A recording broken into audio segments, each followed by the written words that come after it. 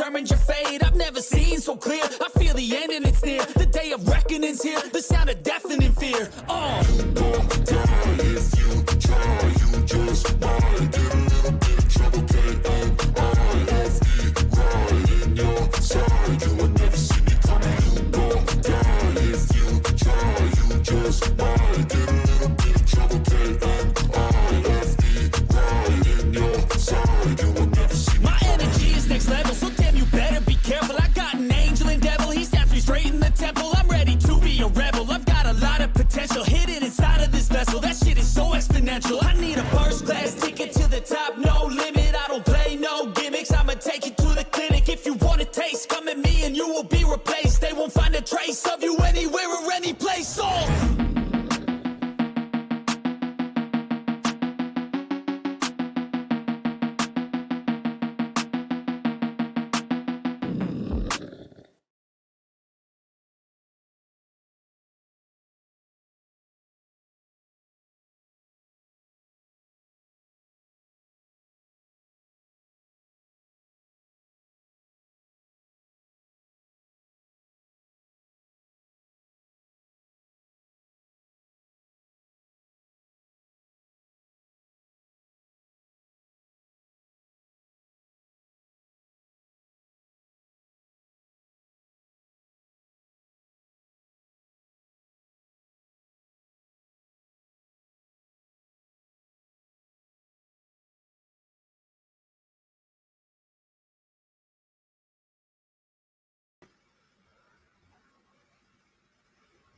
Hello, hello, hello.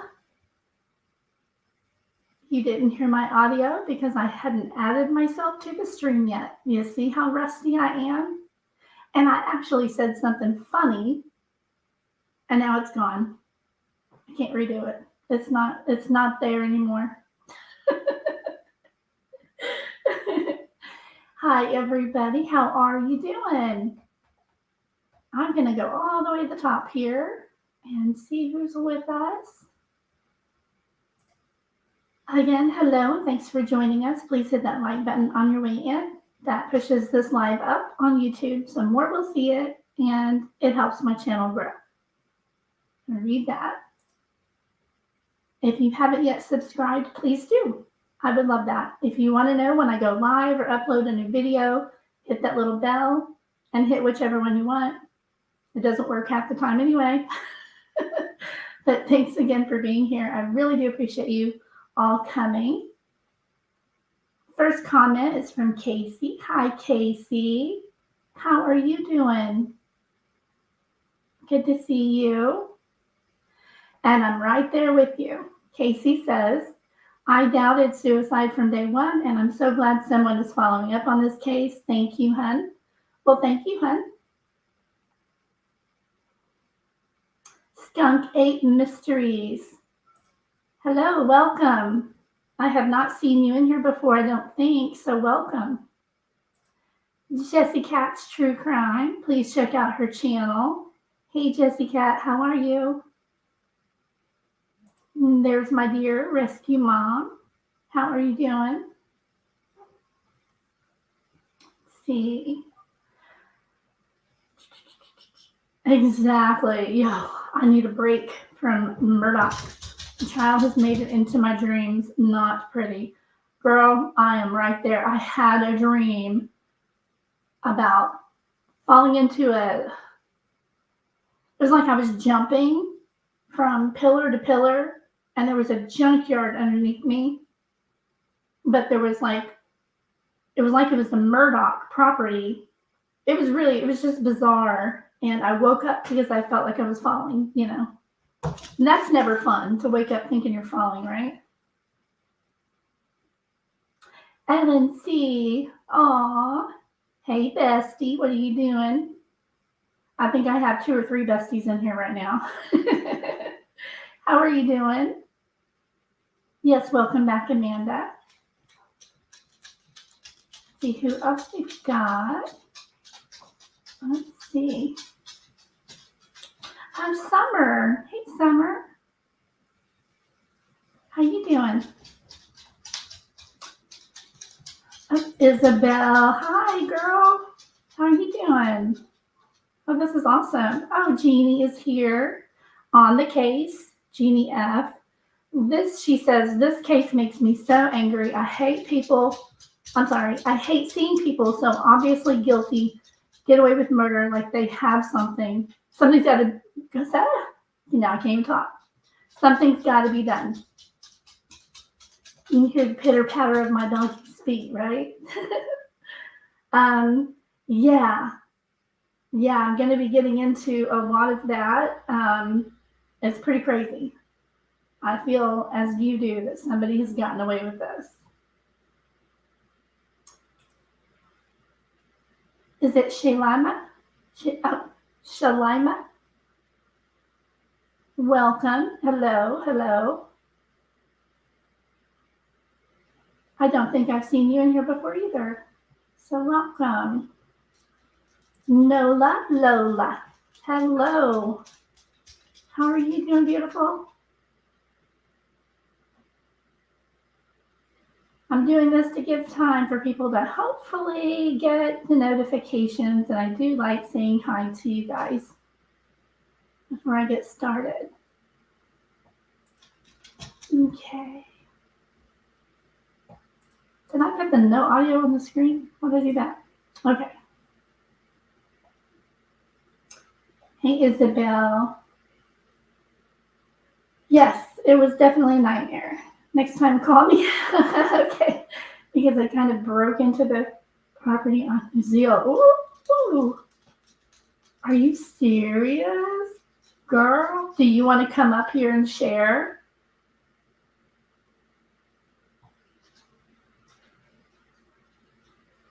I'm so glad, Nola.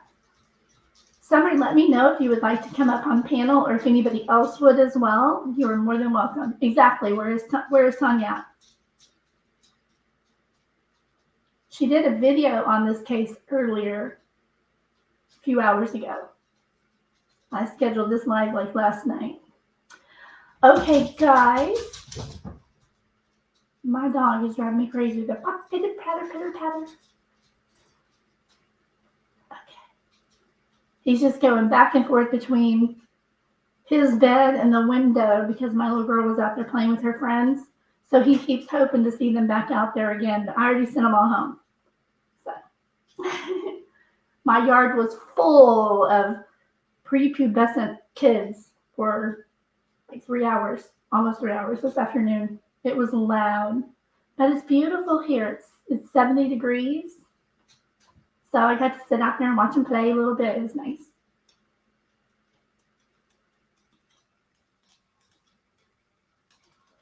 Whoa. That is so cool, Jessica. Do you want to come up? I can put the link. I'm going to put the link in chat. If anybody would like to come up and hang out with me, I would totally love that. I don't feel as nervous if I have somebody with me. Okay, so Jessica's True Crime says, yeah, mine was I was on the Moselle property looking for fun pieces. Alex was hunting me, as well as Poop freaked me out. That is an insane nightmare. Okay, so Rescue Mom, I'm going to start with a recap of the case for anybody who's not familiar with it.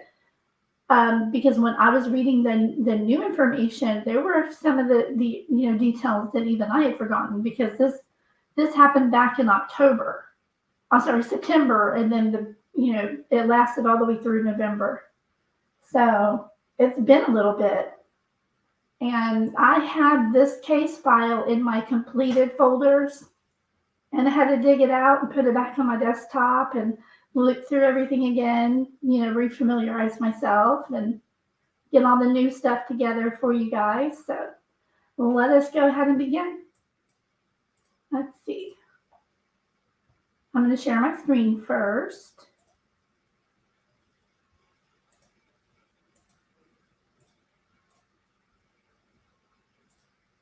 There we go.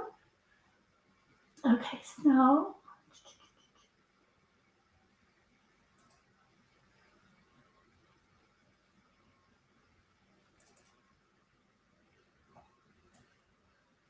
right, so no. Yeah, not there it is. Okay.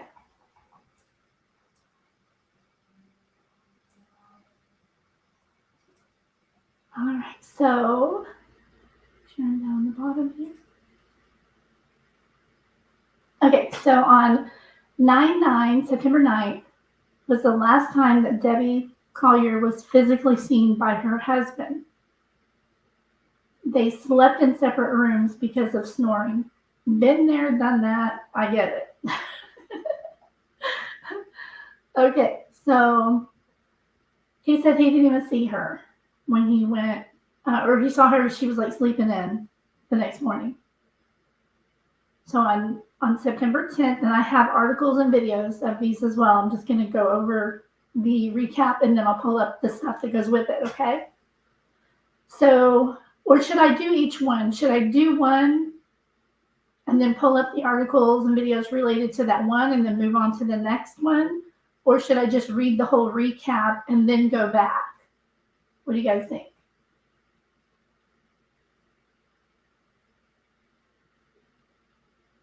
Read the recap and then go back and pull up everything? Okay. So on the 10th of September at 2:55 p.m., Debbie enters the Family Dollar. At 3:09, she exits the Family Dollar. 3:17, this odd Venmo was sent to Amanda for $2,385. That number's burned into my brain because I had so many theories about it in the beginning. I'll get into some of them. Her son, Isabel says, didn't her daughter or son say they weren't sure it was her in the shop? Her son, Jeffrey Bearden, said that couldn't have been her, that she hadn't worn shorts in forever, and the person didn't walk like his mother. He didn't recognize the person. But Amanda said it was her. Okay, so even though this says Stephen Collier, it was like a joint Venmo. But what's interesting is the message with it, with the 2385, was they're not going to there's no punctuation in here, which was most unhelpful. But my God, did it cause so much conspiracy and questions about what the heck she was talking about, Who's they? Won't let you go from where? So, yeah, this was crazy. They are not going to let me go. Love you. There's a key to the house in the blue flower pot by the door. So, I'm going to go on and then I'll come back in a little bit and tell you kind of what I surmised from that.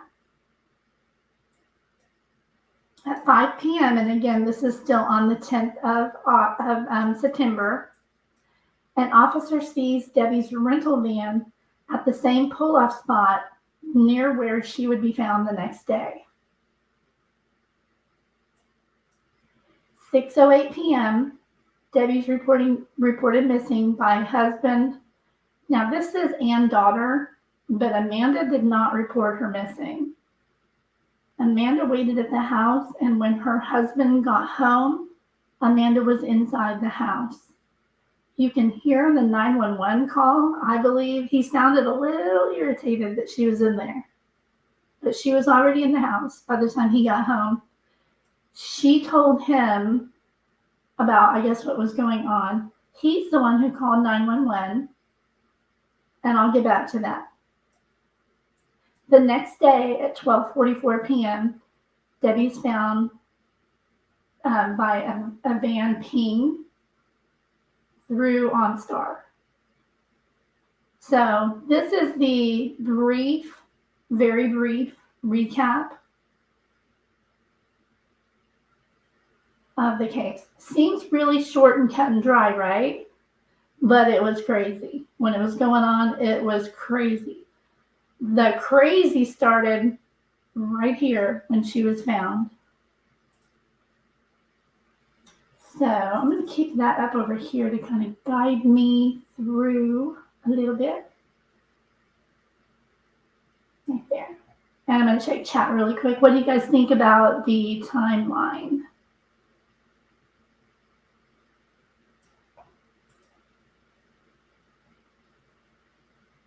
Hi, Cinnamon Hot Hot Hot. How are you? Welcome, girl.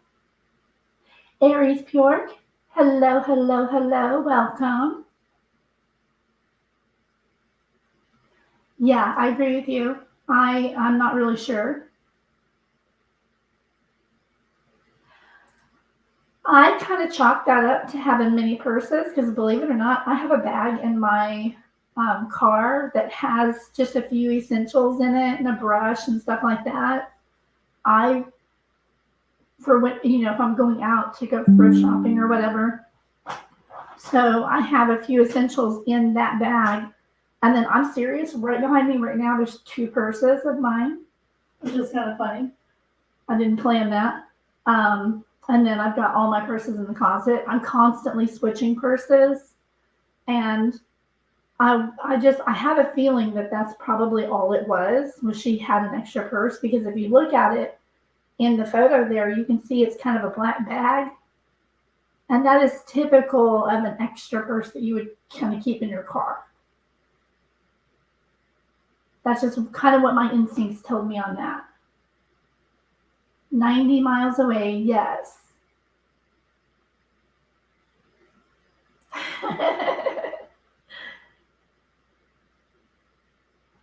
Well, help us solve this then, Aries Pure. He says, hey, it's ya boy Crime Stoppers. Here to stop crime. Okay, Summer says 90 miles away. Weird. Wasn't she supposed to go to the game that day, which is close to her home? I may be wrong.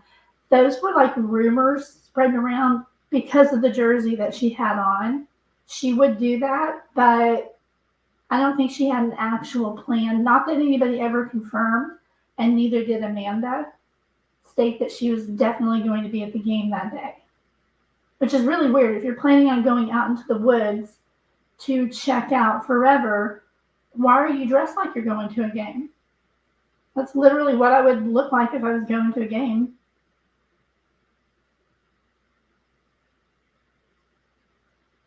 But Isabel said Summer she was going to the game. Did she tell somebody she was going? Yes, her husband had a solid alibi on video, clocked in, witnesses, the whole bit. He didn't do it. He didn't do anything. Yes, this is strange because there were lots of dollar stores and Family Dollars and such way closer to home. It's weird that she picked that one.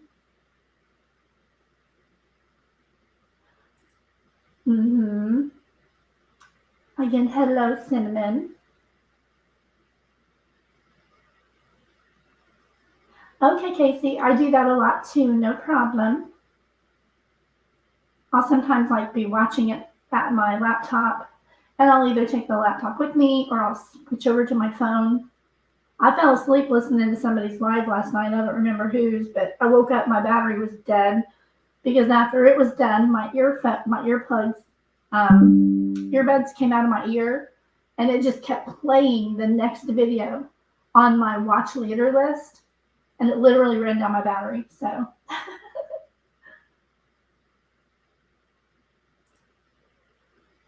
Casey has a bag full of purses in her closet. I'm not even a person who switches often. Are there women that don't have multiple purses? I guess, maybe. I don't know of any. I mean, my motto is she who dies with the most shoes wins. Yes, exactly. That's what I do. I have a smaller purse that goes inside my bigger purse. I have a purse and a purse, exactly. See, she wasn't going to the game. I don't think that was ever totally made clear, honestly. I had that one time, Susan. Welcome, by the way, Susan Trainer. I had, she says, my phone case has a zip wallet type thing. Love it. Only problem is you can lose those things. That happened to me, and I had to call and cancel my cards. I had 2 cards in there and my cash. That sucked because I lost my phone and all my money, and it was a major mess with my credit cards.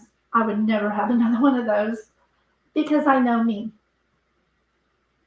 Oh, do you really, Ellen? Yeah, it even had a number 24 on the front of it. Yeah.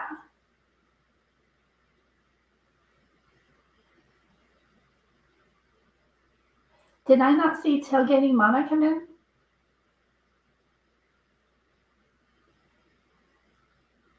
Where is she? Why can I not see Tailgating Mama? I know I don't have anybody blocked. Or, no, I see what you mean. Never mind. There is a YouTube person, and that's pretty much there. I got confused with that name. You were meaning Debbie was going tailgating. She was a tailgating mama. I got you now. Sorry. I'll just have another drink of my coffee. Yep, me too. Me too. And my main purse. Yeah, if I dump it out, it makes an awful sound.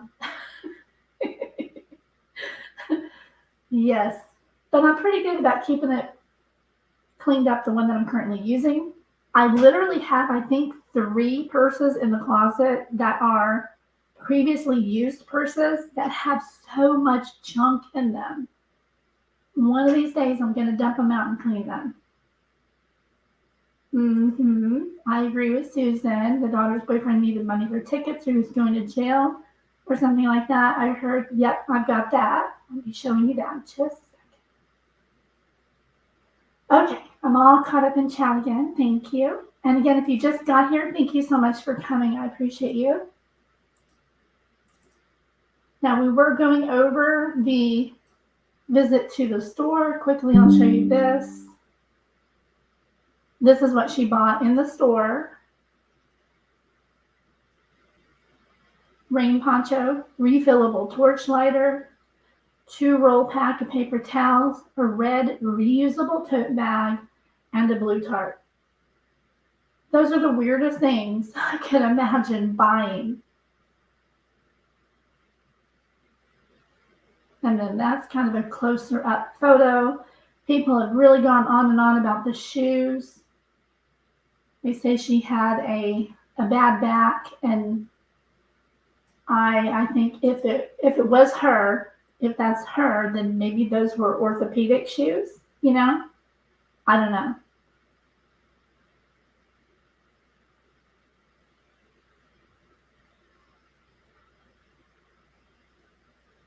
Oh, that would be terrible. I heard the word losing makeup. Ooh. Oh, wow. That's awesome. That was a happy ending. So that is weird, the items that she bought. You can see her purchasing the items right here. Okay, we go next. I'm going to show you some crime scene photos real quick, just to refamiliarize everybody. First, I'll show you the location where she was found. So the vehicle was pulled off on the side of the road, right about here.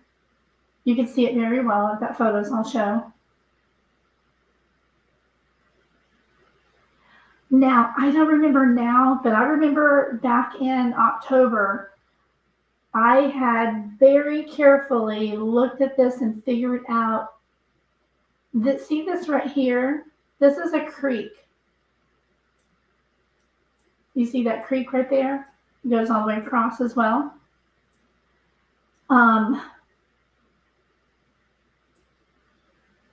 Yeah, this is the rehab center that was right next door. And this is the rehab center's thrift store.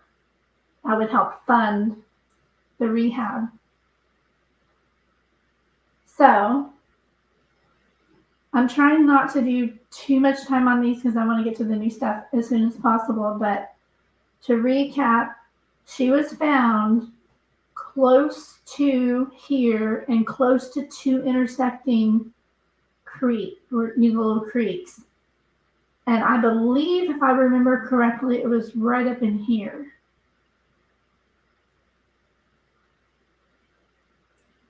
Now, I don't know why somebody had originally circled that. Yeah. But I know it was, there's a little creek here, and then the bigger creek. There was also trails that went around somewhere up in here that led right to the rehab. And this was a big storage building. But she was found right about here, if I remember correctly, somewhere up in here. Either on this ravine or this ravine. I think it was this one, but I don't really remember. I'll get into the details of when she was found.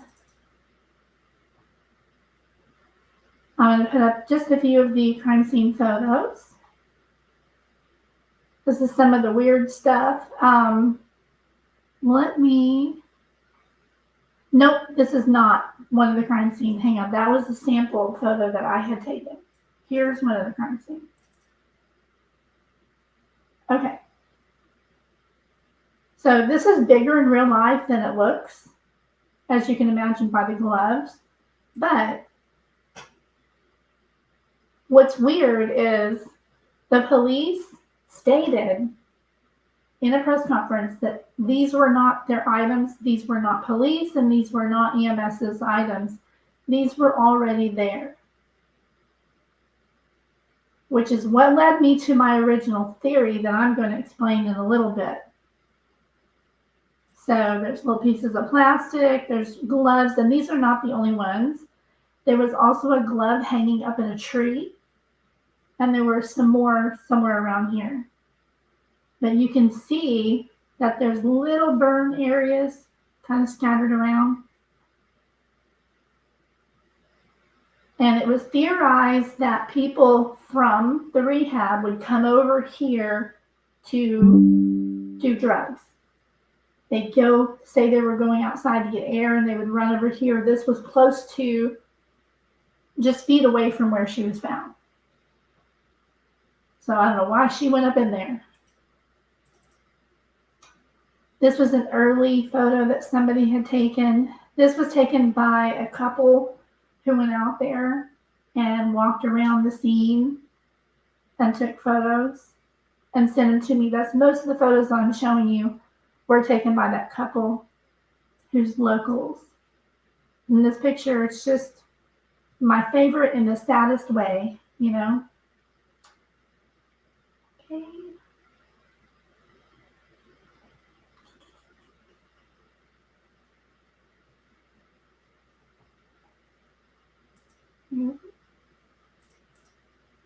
Okay, here's the rest of the photos from that couple.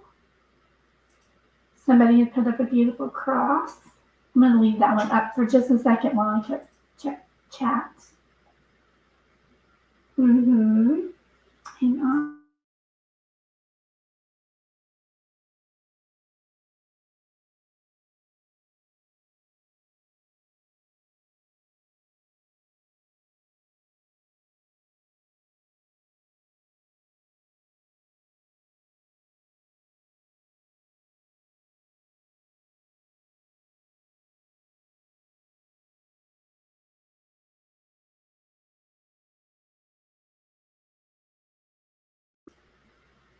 See, you didn't even hear my dogs. My dog started whining at the door, and I'm a very well-trained mama. So I knew I better get up and let them out or they were going to start barking. Okay, so let me check chat real quick.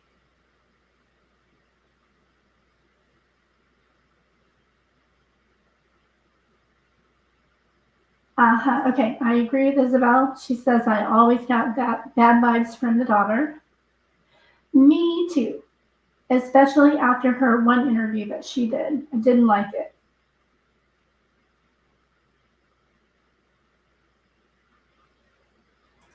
Yes, it was a pink visor.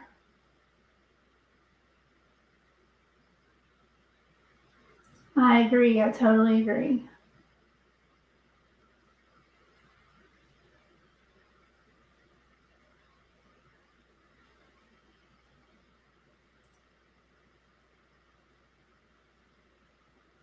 There you go, just cats. That's what I'm leaning towards myself and have been. I'll explain my theory in a little bit. And I really wish that they would check into it because I think it's more spot on than they realize. It is very bittersweet.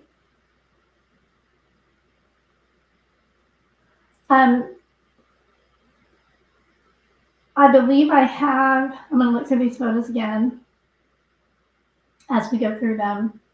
But yeah, I do have a photo of the actual spot. And it's awful. Okay, so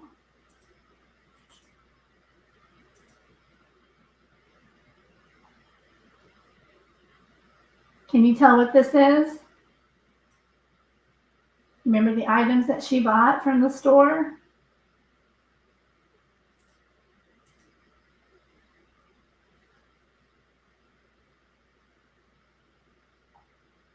This is the outline of a paper towel. You can even see the perforation, I believe. I'm not really sure. But this was a paper towel on the ground. Don't know what that thing is. Is that a root?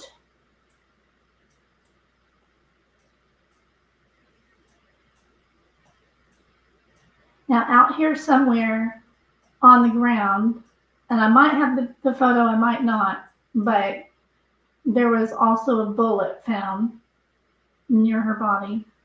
So there's gloves right here too. There's a washer. There's lots of weird stuff out there. Oops, I didn't need to close that. Yeah. Just go like this.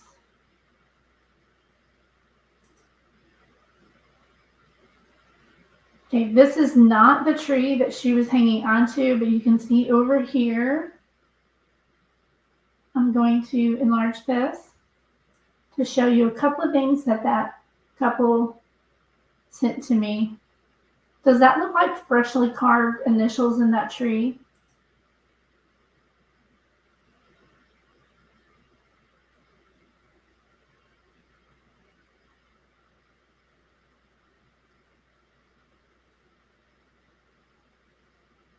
Yeah, exactly. Yeah, women don't do that. Women just don't do that.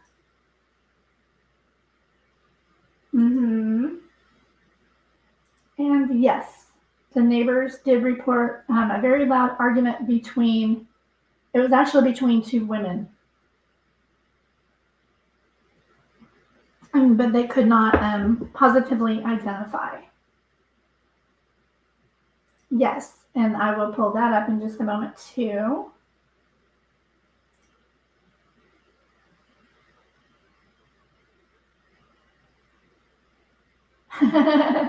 Exactly. Okay. So on this tree, you can see here, it looks like initials carved into the tree. Isn't that weird? So that couple that went out there found that. There's more gloves over here on the ground.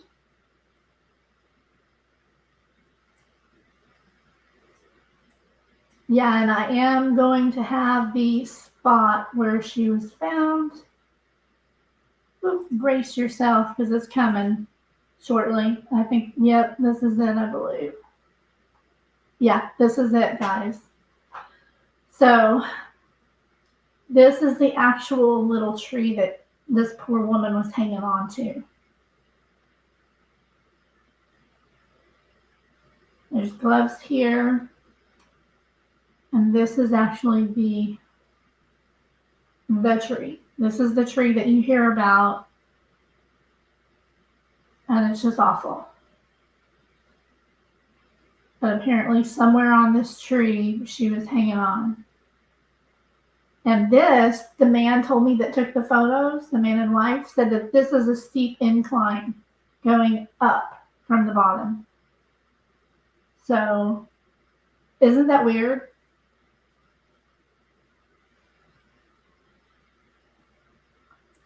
And this couple, by the way, just for the record, they took these photos for me that day for my channel. I was going to do a live interview with them out there on the crime scene, but then I realized, thanks to Duty Ron, who did a live on it, he said nobody should go on the scene because it, still considered a crime scene and you wouldn't want to go out there. So even though they had already been, I told them don't go back. Not a good idea. So you can see there's a lot of charring and stuff. But yeah, this is the actual tree that she was hanging on to.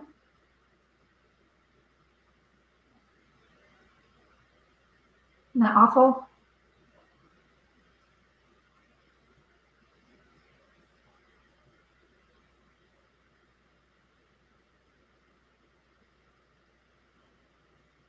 Hey, Tanya, how are you? Okay, I'm going to come back to this one in just a minute because this is where I'm going to explain my theory. Okay, this is a recently cut off little tree that was near the embankment, which was below. There's that glove up in the tree. Somebody had taken it off and thrown it up in the tree. Police never collected any of this evidence. They left all this here. You can see there's more gloves here. Oh, there's the, yeah. See, there's the spot.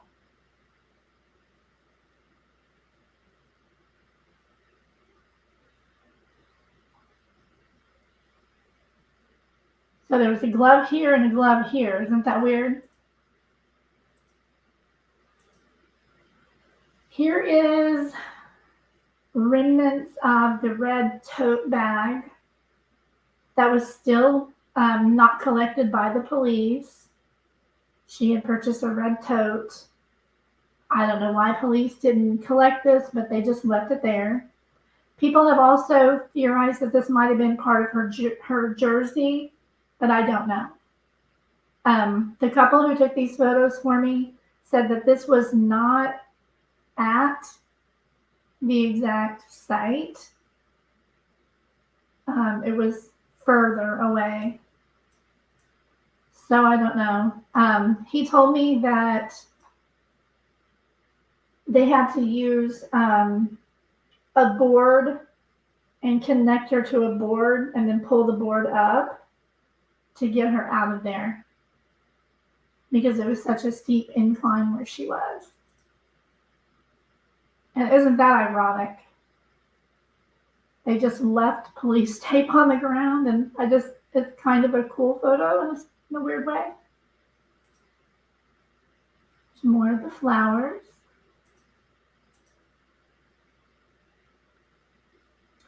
This is up there by the tree trunk. There's that same stuff and more charred, whatever that is.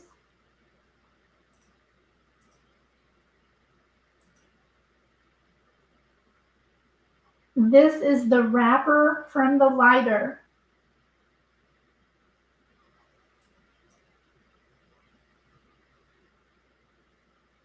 Right here.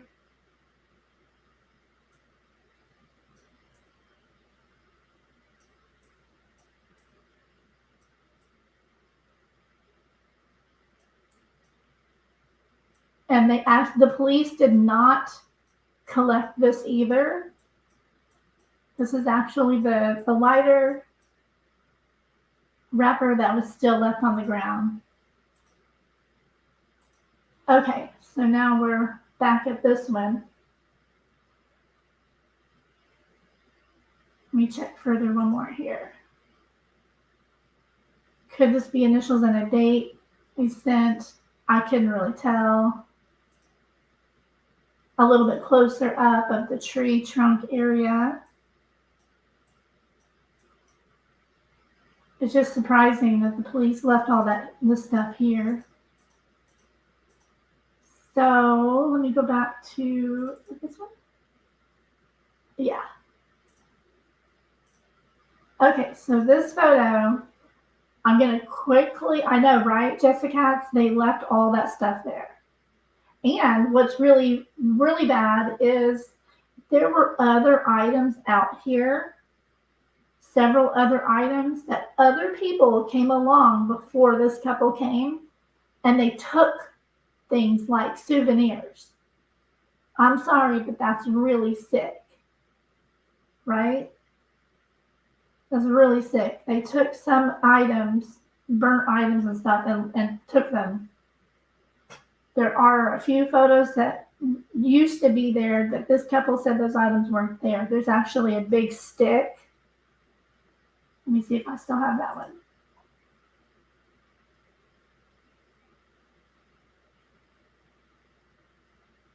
Here, look through my photos real quick. Don't know if I have that one still. Doesn't like it. No, I only went by the photos that they sent me. There used to be a stick with some red stuff melted on it, and it could have been the tote bag, it could have been the shirt, but somebody took that. Exactly. They took down the crime scene tape the very same day and didn't stop anybody from going in there. They didn't even leave the crime scene tape up past the very same day on the 11th. Yeah. I don't know. It's absolutely insane. So I'm going to get to my theory now. Really, I'll keep it brief so I can get into the new article. When I saw this photo, this is a melted bottle. This is the remnants of plastic. Do you see that?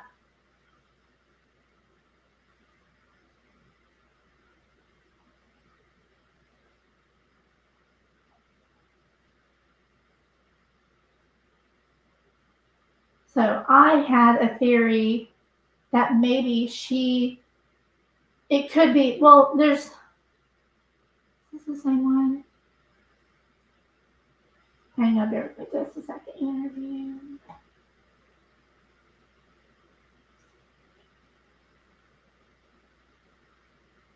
Is that not the photo that I went by?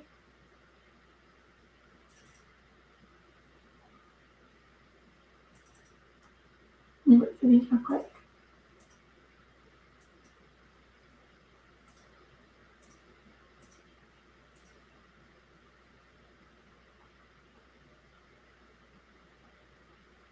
Let me zoom in on this one really quick because gosh, it's been since October. Nope. You know what? I'm not really sure if this is the actual photo that I went by. No, because this is blue.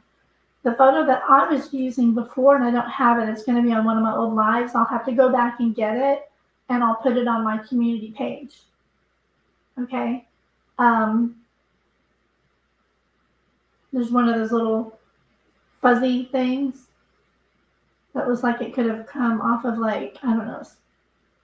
Or is that a dandelion coming out of the ground? I can't tell. So this is not the right photo. No, because mine had you could see the stick in it too. Let me click on this one again real quick. Nope, that's not it either.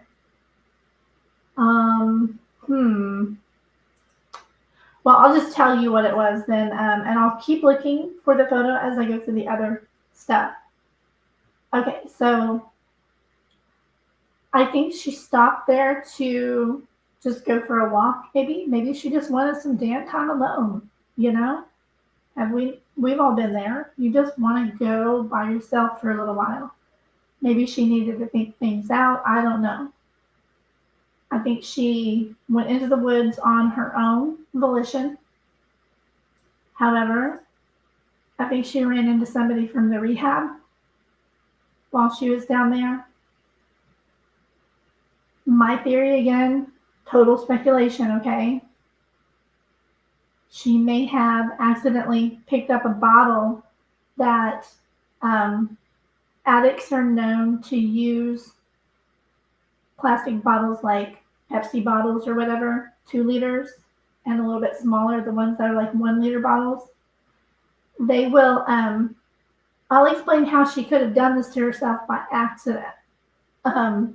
When you're out walking, don't pick up stuff, because especially bottles, when addicts are making their own meth, they'll put ingredients, there's certain ingredients that you can put in a plastic bottle, shake it up a little bit, and then leave it sitting somewhere. I don't know how long it takes, but then they come back and it's ready. And it's like, I can pull up a website really quick and show you what I'm talking about. It's, what was the name of that?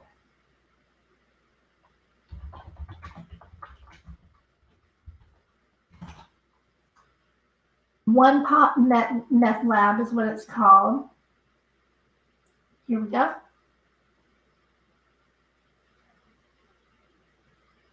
You guys see that?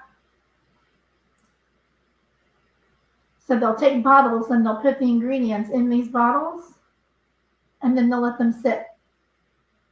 And in doing so, it creates homemade drugs. Gatorade bottles, 1 liters, 2 liters. I wonder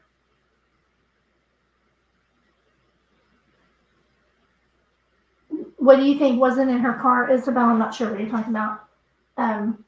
Yeah, and that could be too, Tanya, that I've thought about that. So this is something that you come across regularly in those type of areas. She might not have been aware, and I'm only aware because I don't talk about this stuff too much, but my son, who is now, praise God, clean and sober, he used to be a homeless addict. I'd have to go looking for him, and I would walk into places that look like, who's that photo? That looked just like this. And I'd find him out there in a tent or on the ground. It was awful. But he also did the same thing because it's really cheap. They can buy all the ingredients really cheap and make their own. It sits out somewhere and it looks like this in the bottles. And it forms, I guess, this. Isn't that terrible? So what I'm getting to is I'm wondering if she might have picked up a bottle when it wasn't ready, because, and this one's not showing it, but I'm going to go shake and bake. That's what it's called. Oh my God, somebody has that on YouTube. Jeez. Okay.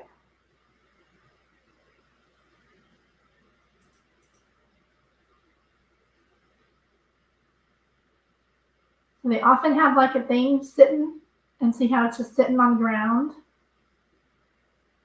After the chemical reaction, what's left is a crystallite powder.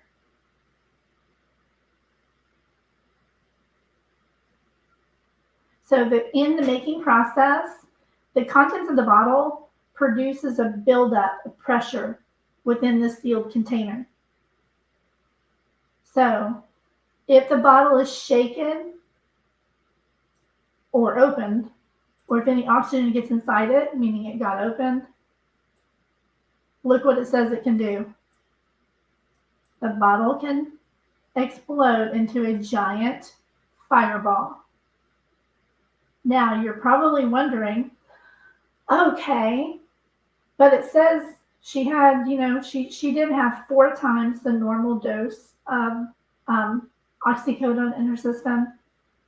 It wouldn't have mattered. She still would have died. It probably knocked her out.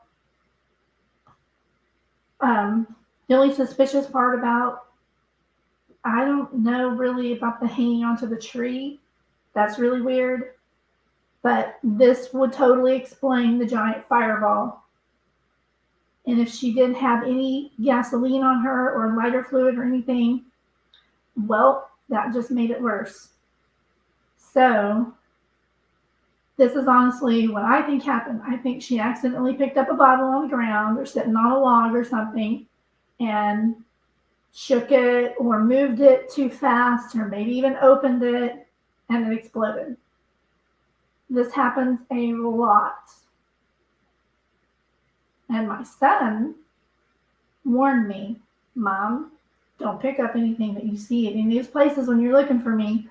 Don't pick up anything. So that's where my theory comes from. Can you guys tell me if this makes sense? Oh, and I forgot one thing. What then happens to the person is all the contents of that bottle not only create the fireball and the burns, but then all of the drugs is in the wounds and on your skin, and it absorbs into you. And then you can OD from that too. So I don't know what they were making in the bottle. If my theory is correct anyway, I don't know. That was my original theory based on just, frankly, my own personal family history with this kind of stuff. And yeah. So pretty sad. I think it totally could have been an accident, just she wasn't aware and picked up something.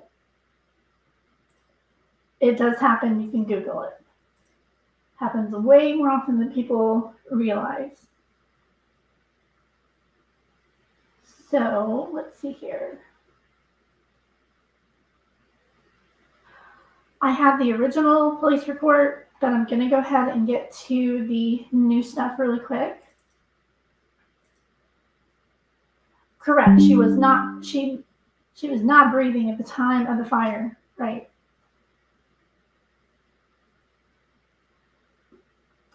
It does say inhalation on the autopsy, but I don't think it's really specific enough. And it didn't tell us originally when they first told us what they said happened to her. They said that her abdomen area was burned. That's not actually true. All right, so I have all the old stuff. Here's the new. Okay, I'm going to go with the first local article. This is from Fox 5 Atlanta, local to the family. Autopsy for Georgia woman's unaliving reveals extensive injuries previously unmentioned. Make this a little bigger. Athens, Georgia. The death of Georgia's Debbie Collier was ruled unaliving late last year, months after police found her naked in the woods, fallen down an embankment, and grasping at a tree with charring on her stomach. However, a newly released autopsy report found significantly more burns on her body. Collier, a 59-year-old office manager from Athens, died from inhalation of superheated gases. Superheated, like exploding, right? Thermal injuries, that's burns, and hydrocodone intoxication. You would think that she would have just taken the whole bottle of pills or more, but she only had 4 times her normal dose in her body, which is still a lot. She was still abusing them, apparently. But you would think if you were about to do something that you knew was going to hurt, why did she not take more?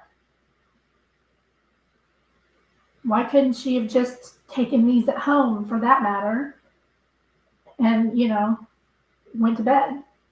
That's what normally women do. Pills and go to bed. Men do the weird stuff.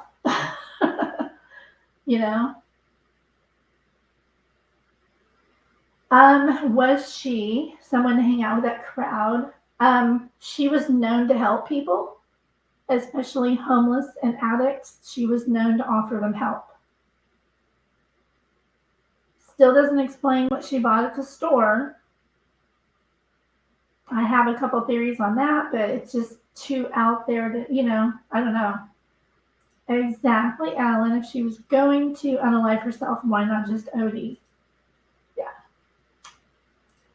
Yeah, here, even though she had a prescription for the opioid painkiller, the hydrocodone levels in her system surpassed the expected amount roughly 4 times over. Still not enough to kill you, though.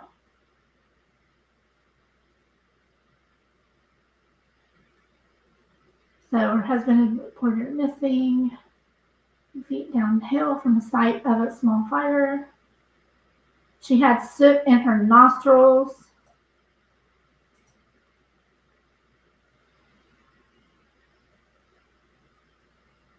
So this article, I think, is wrong. I think this is supposed to say can, because every other article that I've seen has referenced a plastic gas can, not a cap. I keep hearing that there was a scrapbook with her, but I haven't seen that myself. See, this is weird. It references the plastic fuel jug, and then it says gas cap. I think they just got their facts mixed up, honestly. An autopsy report obtained Monday by the New York Post reveals that the charring to her stomach was not a full description of the burns she'd suffered. Sugar alert. Sorry, guys.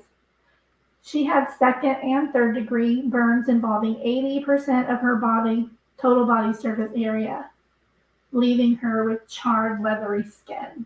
Oh my God. Autopsy examination revealed thermal injuries of the external body surface, and the tracheal mucosa or windpipe. No deposited soot in the airway, and no significant, and this is important, no significant elevation of blood, I'm going to highlight it here, carboxyhemoglobin. Class, what is carboxyhemoglobin? This is a compound formed in the blood by the binding of carbon dioxide and the hemoglobin in your blood. Because this was not elevated, it goes against her breathing at the time that she was deceased. Does that make sense? If you're suffocating, this level would skyrocket, is what I'm saying. They find this in people that they find burned in a house, for example. You even see this level increase in people who've drowned. I know about this because this significant elevation of blood carboxyhemoglobin, say that 3 times fast, was also in my sister's report when she died of drowning. It means it lends a little more credence to a person being not able to breathe because the carbon dioxide in your body starts to skyrocket when you cannot exhale. So like holding your hand over somebody's mouth and nose so they can't breathe. Same thing. It's suffocation, really, is what it means. She had no other significant injuries, and the authors theorized the burns may have come from a sudden, intense flash fire. What does that sound like? A fireball explosion. So that's what led me to my theory. I don't know if it's correct, but it does add up. In support of the investigators' unaliving declaration, the autopsy reportedly only mentioned this sentence: investigation by law enforcement revealed circumstances consisted with a self-intentioned act and that she was alone at the time of the incident. Okay, so this right here, that's all Amanda, y'all. It's all Amanda. right there. Her interview that she did, and she told police this. Now, on day one, I'll show you that real quick. She said, my mom's fine. She's not suicidal. She's not got any mental health problems. Nothing. She wouldn't do anything to herself. In fact, I have a quote from her interview that says, hold on, I want to read this. From her very first interview, that she specifically said, people who think that she did it are psychotic. That was in a quote by Amanda. People who think she did it are psychotic. Sorry.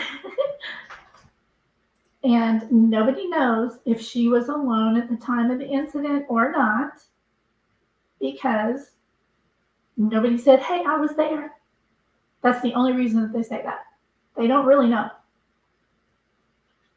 Law enforcement sources told Fox News Digital the conclusion was drawn from the toxicology report. Depression, again, Amanda, and an unsent text message to her son, Jeffrey, reading, I love you. So she typed it out and she didn't send it. The only toxicology mentioned is up here.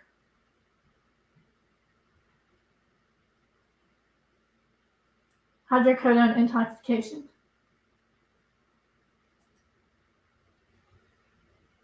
Yep. Okay, let's see.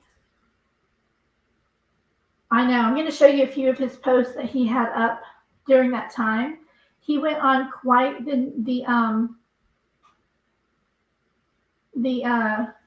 spree on social media.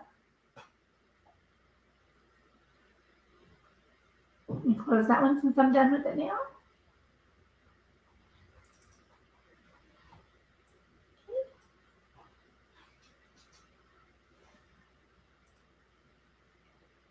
I just want to show you this one, guys, because I want people to remember who she was, you know. She was remembered as the beloved matriarch of her family, filled with joy and beauty, and I think that's beautiful. And this was actually information that they got from Jeffrey. He said his late mother was a very vibrant and strong soul who valued kindness, empathy, and understanding.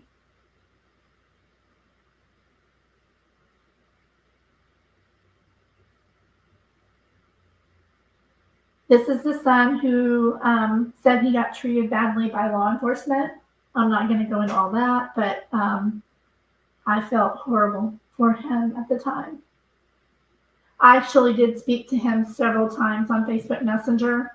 And then at this almost the same day, I think it was a couple days later when I checked his Facebook, after we suddenly got just hit with this article with the cause of death, I had spoken with him several times, spoken back and forth, very sweet guy. And I'm not going to share our conversation or anything, but he just wanted the word out continuously about his mom, you know, and the truth to come out. But this is pretty much kind of the same stuff that he was telling me. But a couple of days after they put out that last article, oh, she did it to herself, nothing to see here, move along, he deleted his Facebook. So there's Debbie. Said his mother was an amazing woman. I love that this is one article where we get Jeffrey's point of view, because I really do believe that he had his mother's well-being and her dignity in mind. He said, I will never be able to fully articulate the loss of my mother and what she meant to me, Bearden said Saturday. She was my longest source of love, support, and encouragement. My mother was a very vibrant and strong soul. She was a person who valued kindness, empathy, and understanding throughout her entire life. She went through life recognizing the beauty and grace in everything she saw and experienced around her. Ah, beautiful.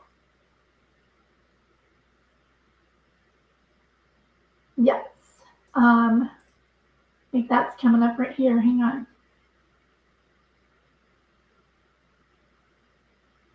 Her daily life was filled with joy and beauty, Bearden said. She spent her time enjoying and making art. She valued listening to, dancing, and singing along with her favorite music. My mother consumed herself with the holidays as her focus remained on family and the value of being together over a home-cooked meal. Collier was generous throughout the holidays, he added, and each year would shower her family with thoughtful gifts and gestures.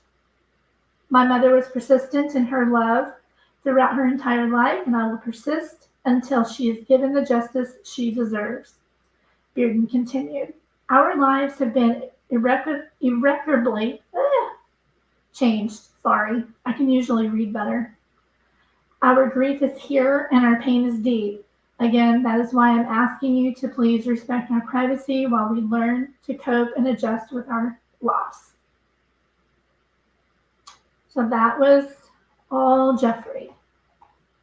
The only time that he did an actual, what I thought was a really sweet interview. Nancy Grace, host of Crime Stories and Fox Nation. Nancy, nice to see you. A couple more things here that we can get into. But just I'm not going to go into Nancy Grace unless you guys want me to. What she said, this was before the original stuff was out. Let me check on chat really quick. Yes, for sure. Me too, Peach Jam. Welcome. Thank you for joining me. Thank you. Not showing any smoke inhalation, can not be breathing at the time. Exactly. I have too. I've always wondered what happened to her. And I'm going to get to that next. Okay. Still the money and message don't add up to me. Actually, I'm going to go and get into that now. Didn't I open the other link? Yeah, here it is. Okay, so this article is about the message. Debbie Collier's murder. Daughter who received $23.85 Venmo before mom's murder has criminal history. Amanda Bearden has a lengthy rap sheet. It went into that. I'm not going to.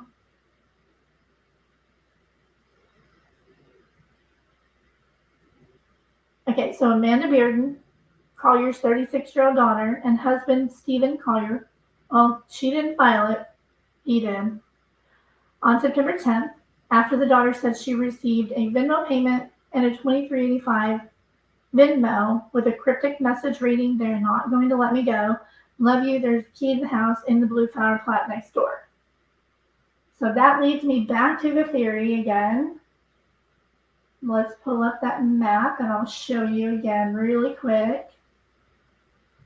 And plus, for anybody else that's just come in, you can see this too. Tell me if this isn't a weird coincidence. This is where a car, I don't know why they circled out in the trees because it was right here on the side of the road.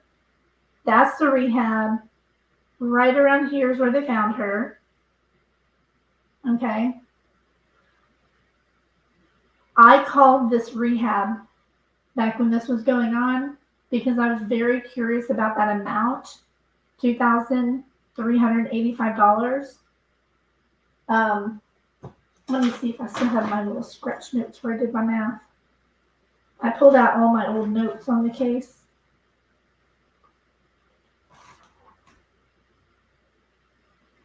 No.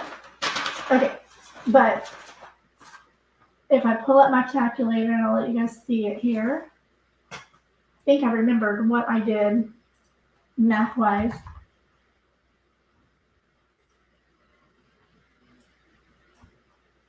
If you take $23.85 and you divide it by 5,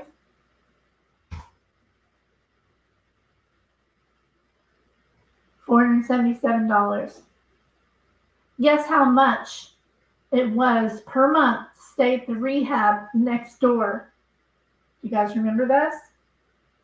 I called the rehab and I asked them, guess how much it was to stay at the rehab for 1 month? $475. But then you take that missing $2 and you times that by 5. It's an extra $10 for commissary or whatever they want, because they did have an on-site, vending machine and a little store where you can buy socks or whatever you needed. I wonder if somehow she wasn't tricked into sending this $23.85 because Amanda told her, I'm going to get Andrew into rehab right there. How's that for a coincidence?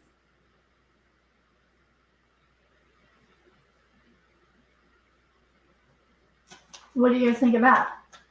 Andrew is the one who had 1 month left to prove that he was in rehab. And I'll show you that court document really quick. Pretty sure I still have that handy. Here it is. Right here.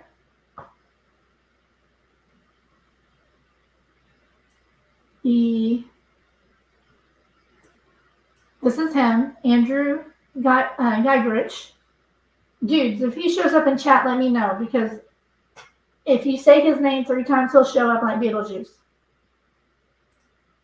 Anyway, so he was supposed to pay all these fees, which is if you add this and this and this and this and this, I believe, plus the cost of a drug screen, I believe, it added up also to nearly $23.85. Exactly, Alan. So that's why I'm going to get back to the message in just a minute and tie this together, okay? He had, let's see if I can remember where the date was on here. He had until, this was January of 2022. January 2022. Yes. Okay. He had until the 6th day of January 2023 to prove that he was in rehab. He either had to be enrolled in rehab, or I'm looking for the information here. He had to either be enrolled in or completed drug training, whatever they call that. There's more fees over here. There's 550. 750, 50, 25, 50, 50, 50, 787. These all amounted to around that amount. There's just a couple other various charges that he had. There's supervised probation. He was on supervised probation. Where's the...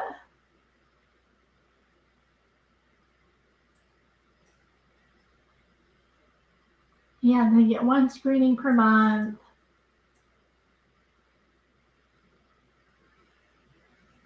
Oh, there it is right there. Show proof of evaluation and treatment for substance abuse. Right there in line 10. And it's actually highlighted on here, so he knew. He had until January, the end of December actually, to show, hey, I'm there. He had to be in rehab by the year was up. As long as he was in rehab, they couldn't arrest him too. And again, calculator, $23.85 divided by 5 is 757. Did I say that? I'm so sorry.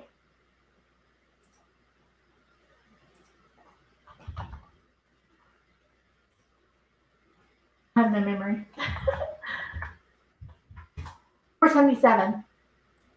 And when I called that specific rehab that she was found next door, they confirmed to me that it was $475 a month to be in that rehab. And that's all he had to do. Get enrolled at that rehab. What do you think about that, Ellen?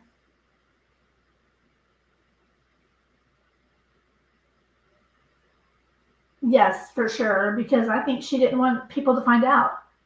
And on the Venmo message, I believe, I'm going to go back to the message and tell you now what I think the message meant.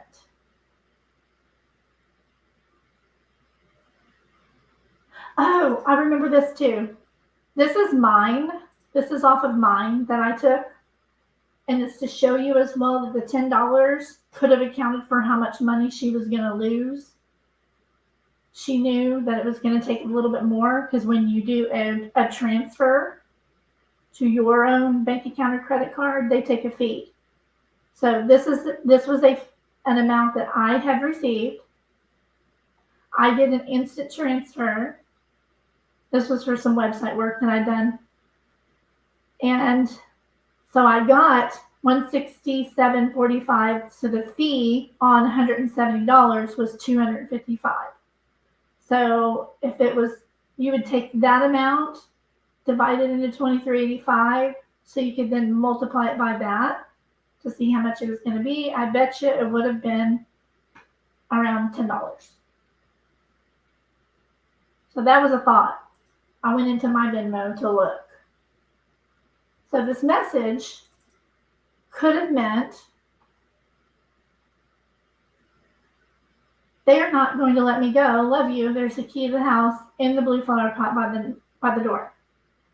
When I called the rehab, they told me the person who is going to come to the rehab has to be present with you to do a tour. You can't sign somebody else up for rehab. You can't even go in there and take a tour on your own. The person who wants to be there has to be present. So they're not going to let me go. So she sent the money to her so that Amanda could take him to the rehab. How much freaking sense does that make? She was probably going to go in there and sign him up and pay for it. But then they wouldn't. Now, they wouldn't confirm to me. I did specifically ask, did Debbie Collier try to come in there? Did she call you? And they said they could not discuss it because it was still, the investigation was still open, which makes me think that she did call or show up. But this amount is exactly what he would have needed to go to rehab. What do you guys think of that?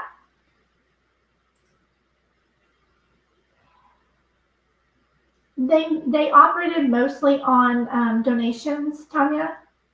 That's how much they charged individuals to go there. The rest they got from whatever charity that they were involved in.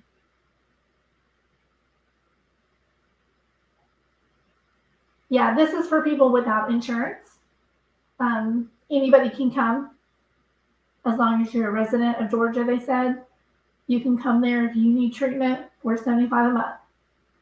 So, hey, there's a plug for them. People should definitely go to rehab if they need help.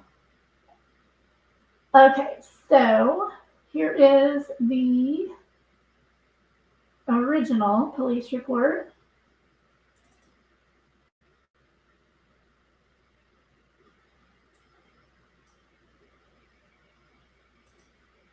It's not going to let me zoom. Dang it. Oh, here. Well, here.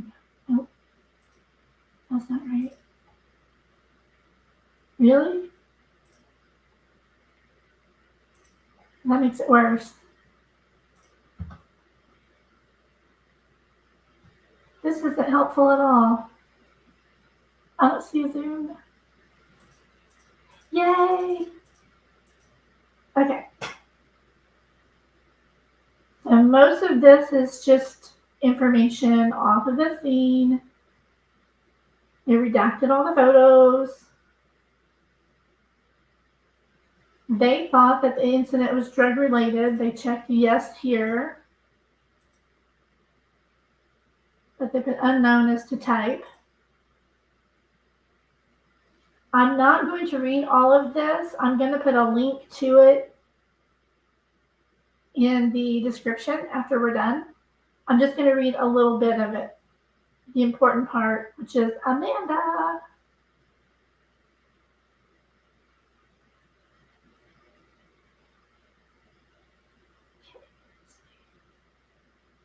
This one's about the Venmo.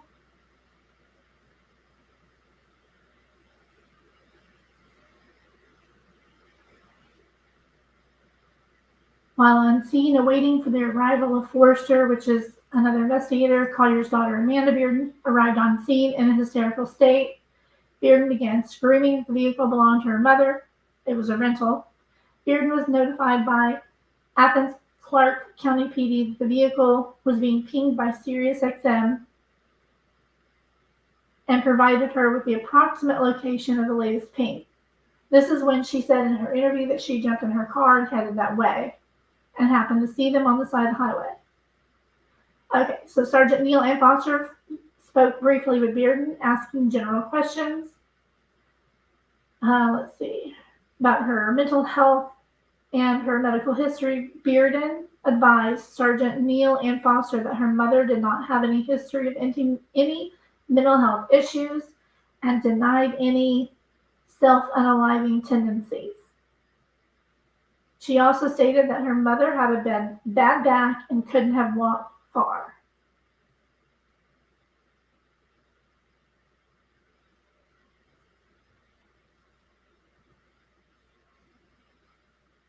That was actually like page 3 of it. Let me go back a page.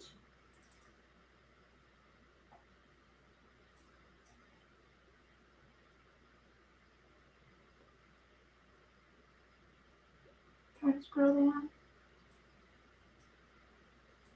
Nope, that's the same page. Sorry.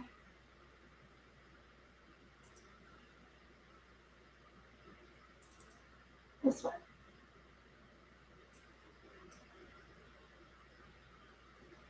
Yeah, that was it.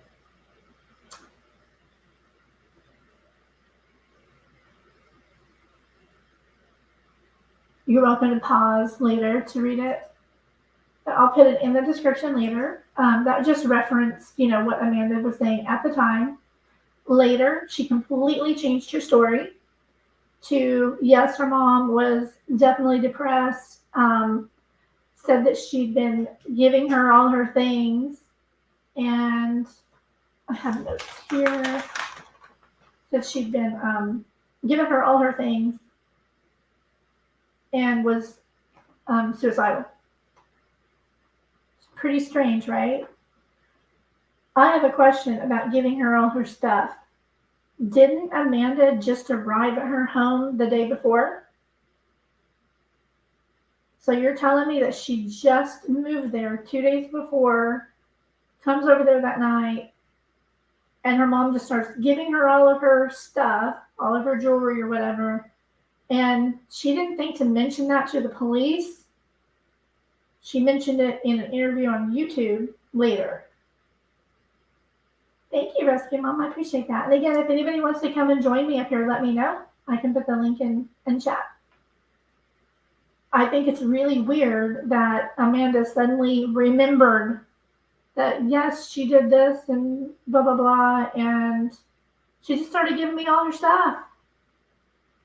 No, I actually think she took that key, if she didn't also send herself this message and the money. She took that key, she went in her house, and she started loading up her car with whatever she wanted, her pocketed jewelry, I don't know. She took what she wanted, I believe. And the whole reason why she had to come back and say she started giving me all her stuff was because nobody could say otherwise, right?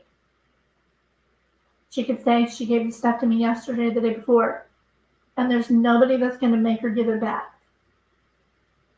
I really believe that's what happened. If you go back to her very first interview on November 9th, she did that on her cousin's YouTube channel. I spoke to that YouTube channel today, Jason, real nice guy. He's going to be, or his wife, who is Amanda's cousin, is going to speak to her again. And they're going to try to get a statement for the media. And they said when they do that, he's going to send a link and let me know. So now that it's hitting local media and national media, not just the U.S. Sun and, the National Enquirer type of places, and go in this folder here.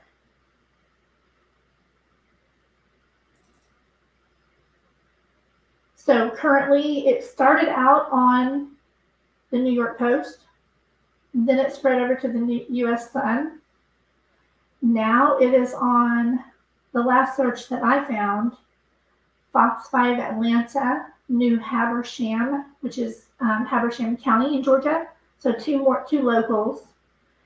It's also on Fox News, The Daily Beast,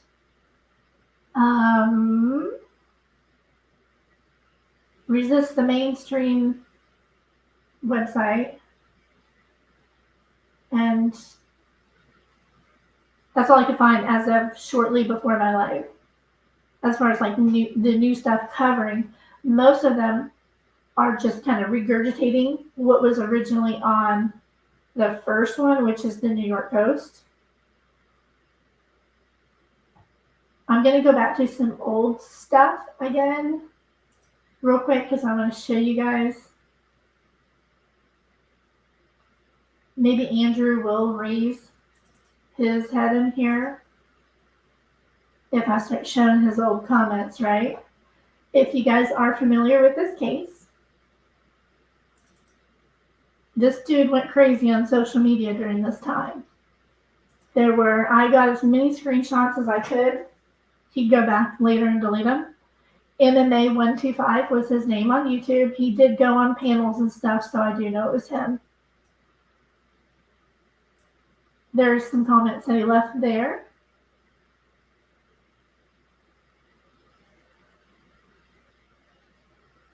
And I'm going to look at the date on this one so I can tell you when this was, if I can, or properties. This was Monday, October 3rd, when I did this screenshot.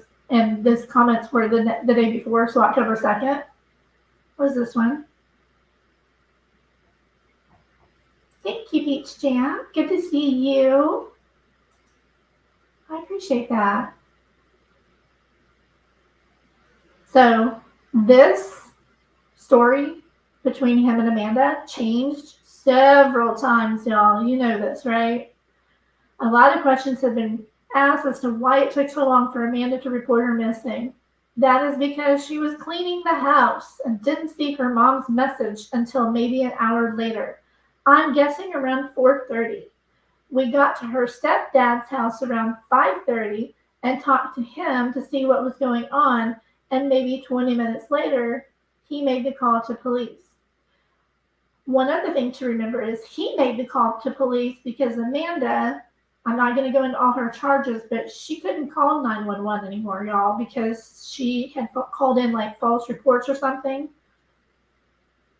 Like nuisance to 911, wasting of resources or something. And she knew she couldn't make the call. So she waited and had him do it. Really weird. But anyway, all of this turned out to be not even true because she did go out driving. She said later that she went for a drive looking for her mom and that she had actually driven to the Enterprise location, but they had closed, which according to when I originally looked it up, they should have been open that day and that time. It was a Saturday, but they should have been open. He also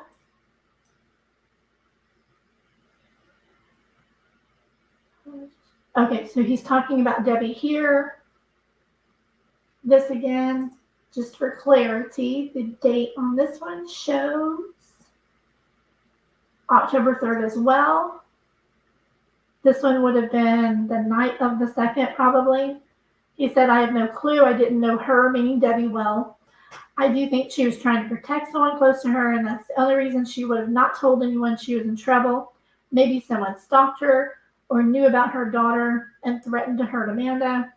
Amanda's told me that her mom was trying to get custody of her child she took care of, and maybe the little girl's parents were involved, meaning in her murder.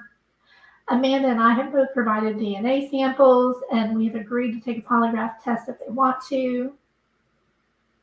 Oh, yeah, so that was the same. Bunch of malarkey. None of that was true. Oh, and these comments, by the way, were on 10 to Life's live. And 10 to Life app also verified that this was really him. He sent her a copy of his driver's license and a credit card to prove that that's who it was. So there's that one again. Oh, that's why I took that screenshot to show where I got it from this live. So you could probably, I don't know if these comments are still here. Some of them he deleted and some of them he left up.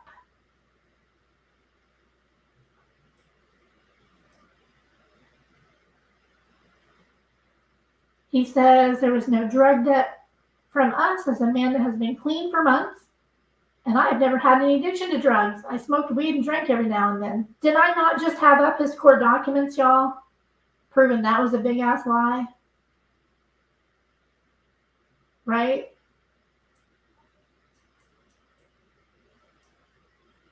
So that was a bunch of baloney. And then there was this.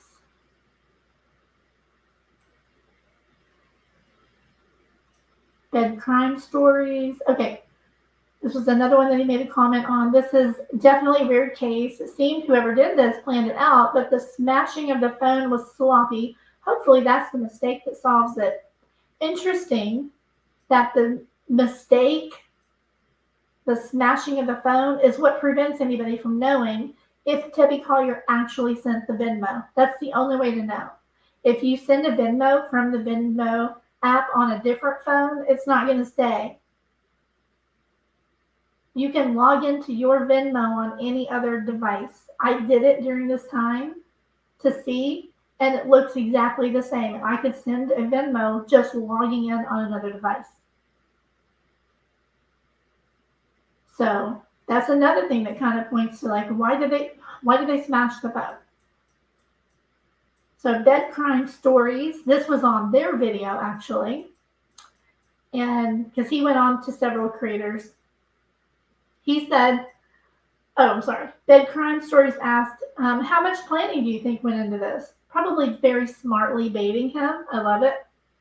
I don't know. It doesn't seem like it happened overnight, though it could be wrong. It seems like they panicked at some point. Maybe they didn't realize it was a rental car, and that's what made them make a mistake.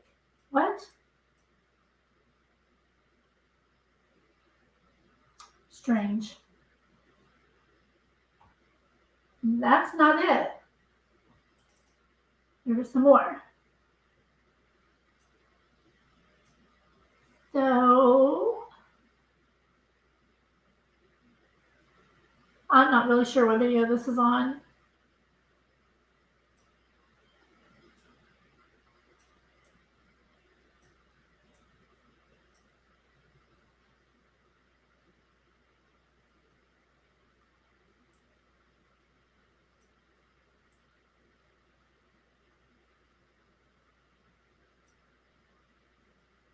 Oh, this is when he talked about himself. Look what he said about himself.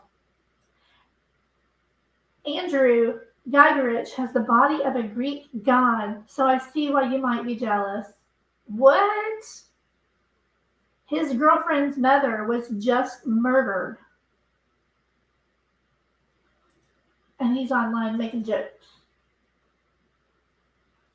Here was another one that he commented on somebody's video. Somebody said, dude, you're far from being a Greek god, more like a Greek egomaniac. Why are you still coming to my channel?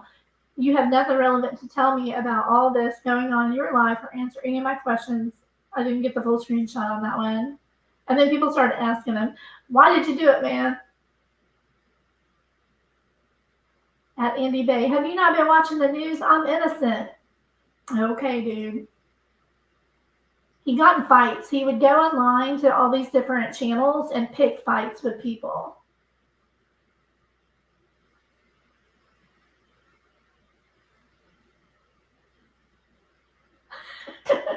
Yeah, exactly. Okay, here he started to change his story a little bit. When this person suggested then drive to places she'd be at frequently, then he says that's literally what happened. And then he says, I didn't know she drove to her mother's house before going to the store to look for her.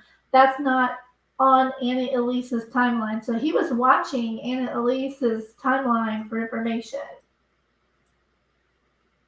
And then he says he tried to give her an accurate timeline, but she was wanting an interview, so she really didn't get much information. And correct me if I'm wrong, if anybody knows. I know, I can't believe. Come on out, Andrew. I know you're watching at least. Talk to me. Explain yourself, because you was weird. Let's see. That wasn't it. There was a few more. I'll just show them while we got it up. Here's another one. Electronic Mediums channel.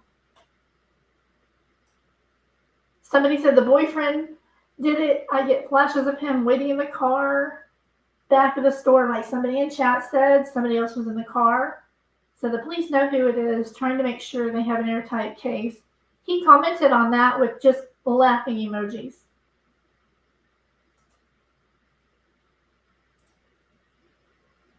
That was October 5th.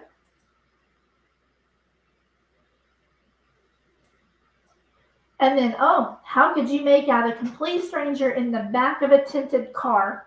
How did he know for sure that it was a tinted car? I don't know. Maybe he saw a photo somewhere, but do you guys think that maybe he was in the back of that van?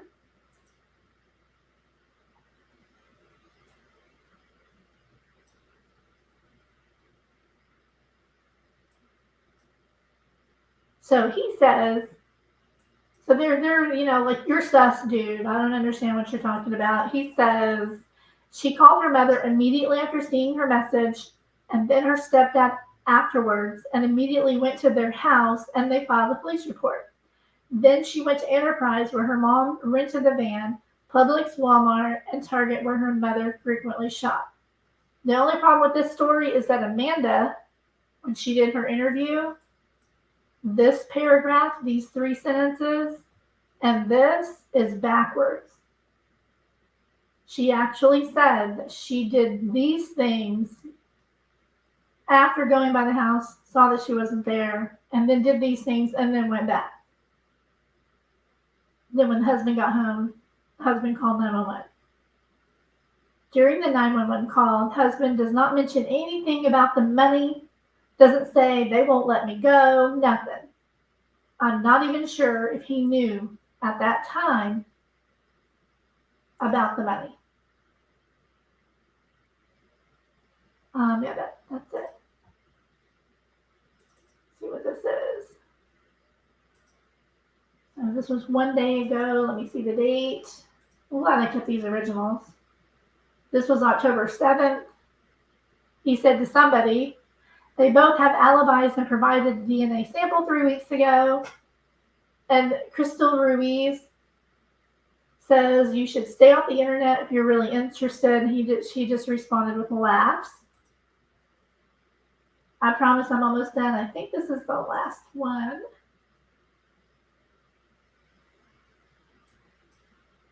So then he says on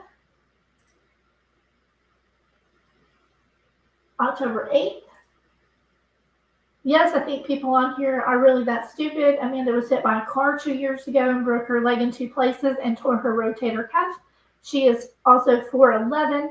Anyone that thinks she could carry a body through a wooded area is beyond stupid. Nobody ever said that Debbie's body was carried anywhere, right? She didn't need to be carried.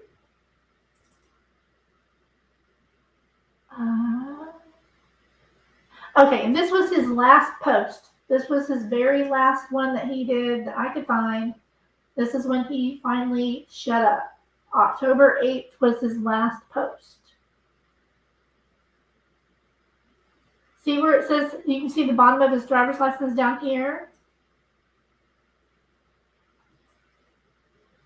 This was a chat that she shared.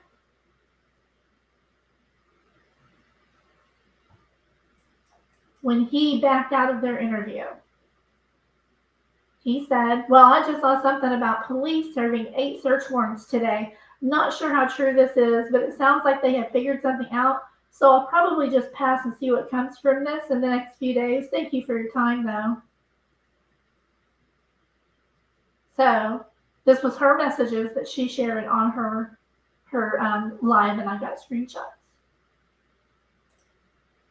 That's it from Andrew. He shut up after that. Pretty weird, right? Let's see. Yep, that's all of them. I just wanted to highlight it because I didn't like the guy at all.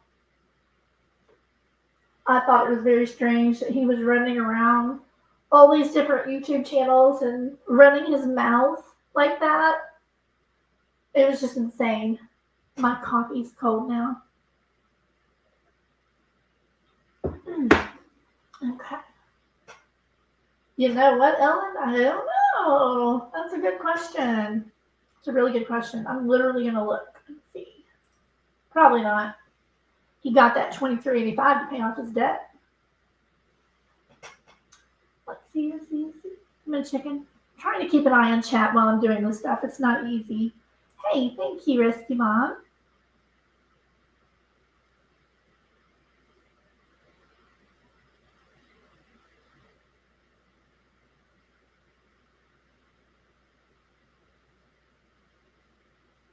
You guys want to see the video from the parking lot or no?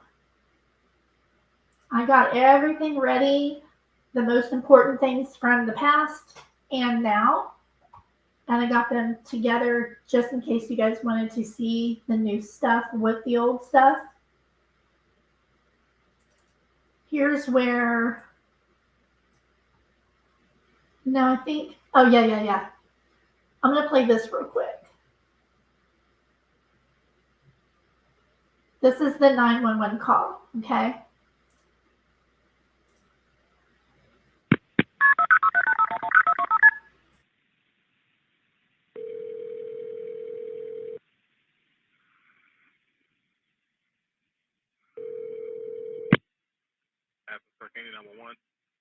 Yes. Came home. My wife wasn't home. Her driver's license still in there. The rental car's gone, and her daughter's here. And we were kind of worried about what's happening and where she's at. I was wondering if you could send somebody over here. Okay. Does she have any medical issue? Does she have like Alzheimer's or something like that? No. She's 59 years old. No, she has no medical issues or like that. And according to her daughter, who went up and her purse is still here with her driver's license. The only thing is the phone is gone, and she sent her daughter a text about 2 hours ago saying they won't let me go. Whatever that means, we don't know. And I've been gone all day parking cars for the football game, and that's where we at. What's your address, sir? 435 Rocky Drive, Athens, Georgia. You said 435 Rocky Drive? Yes, it's right next to Sandy Creek Park.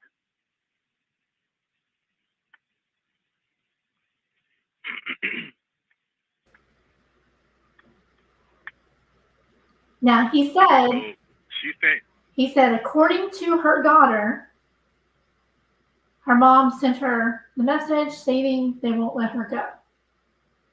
I'm not sure if she showed Mr. Collier the Venmo with the message. I wonder if she was trying to maybe thinking maybe he won't find out. You know what I mean? I don't know. But exactly. According to her daughter. I love that.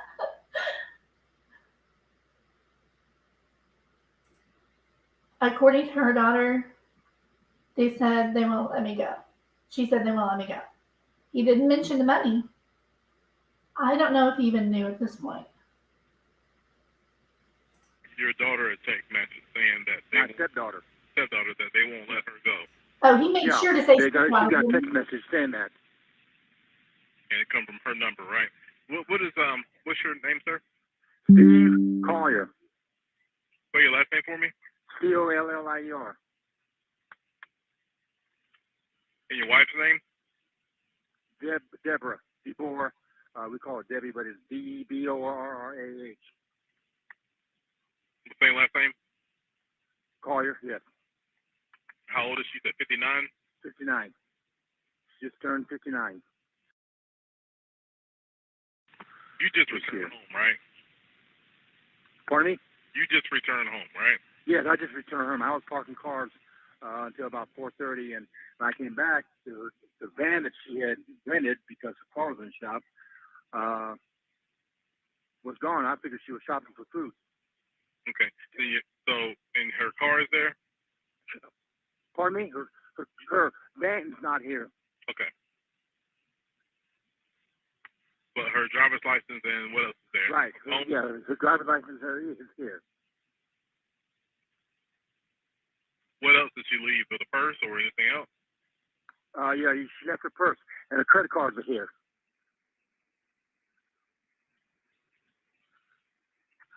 When was the last time she was seen?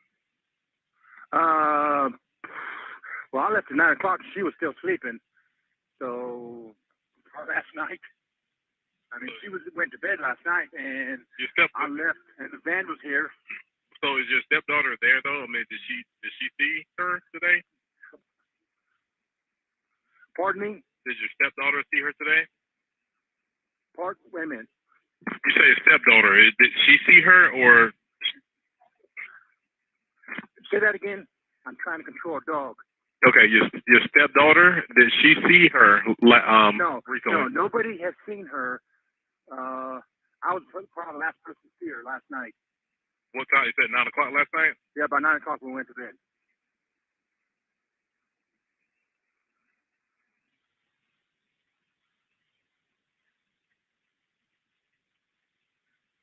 You left this morning, right? Yes, at about 9. I'm sorry. So did you see her this morning or last night? No, I saw her last night at about 9 when she went to bed. And when I left, the van was here. And so she was. You don't know if she was still there or not. You didn't see her this morning. Right, except the van was still here. So I'm assuming she was sleeping.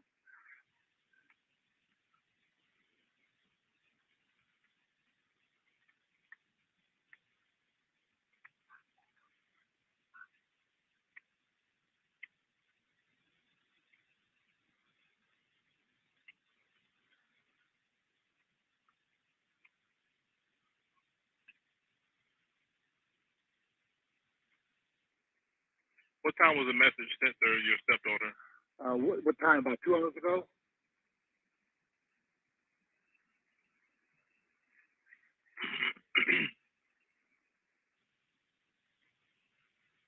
So about 2 hours ago?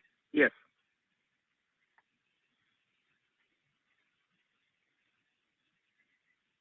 And it specifically said they won't let me go. Yeah, that's what the message said.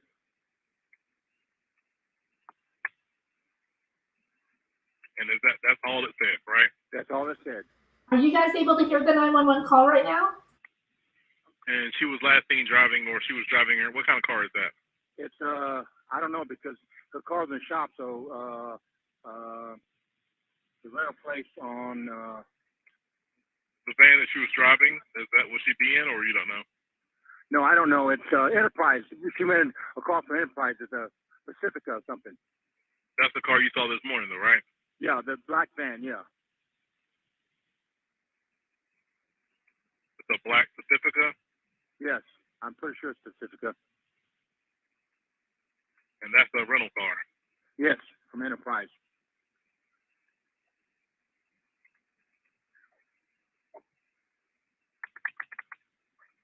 All right, I'm sorry. What's her birthday? Deborah, Debbie, or her given name is Deborah. No, her birthday. Deborah. Her birthday?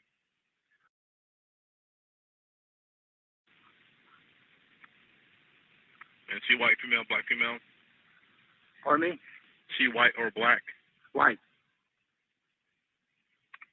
How tall is she? About 5'5". How much she weigh? About 150. 145, somewhere around there. What color hair? Blondish.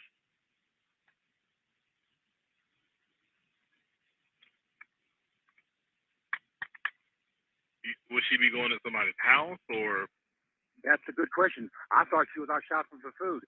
Her daughter came over with that strange message and then went upstairs to her bedroom and found out that her driver's license and credit card's still here.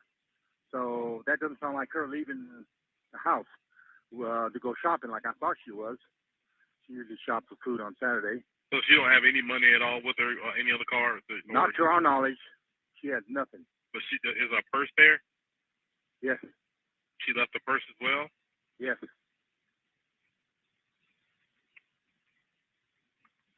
Does she have family here in town?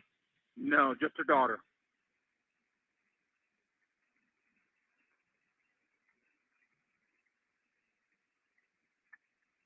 Have you tried to call the hospitals and jails just to be sure? No, I didn't think of calling the hospital. Okay. Go ahead. Like I said, I got them on the way out there to you. Okay.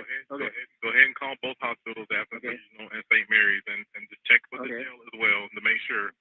And we'll have somebody come out there and talk to you. Okay. I appreciate it. And your phone number? Yes. Okay. Okay. All right. Bye-bye. Thank you. Okay. Bye.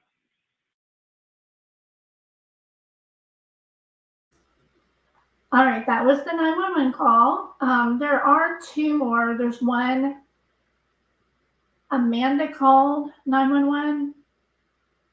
She originally, in the first part of the call, said she had new information. So the 911 dispatcher put her through to the investigator. But she was really wanting information. Then she said, "Oh, I don't really have any information. I'm just wanting to ask some questions. Ask some questions about the investigation." They couldn't tell her nothing. Then Debbie Collier's sister called 911. She's the one that alerted them to Amanda's story about the about the supposed ex-con. That's Amanda. Let's see. Seeing if that's on this one. Over here. Here it is.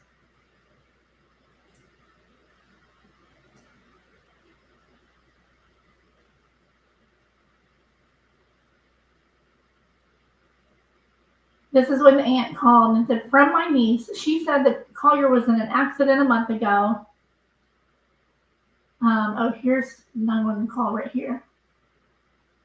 "The paint went everywhere, and the driver was trying to convince my sister to not call the police, saying that he was driving because he was out on parole. And there was a stipulation to his parole that he could not drive. So there was like a claim that he had offered to pay for the damages if she wouldn't call the police."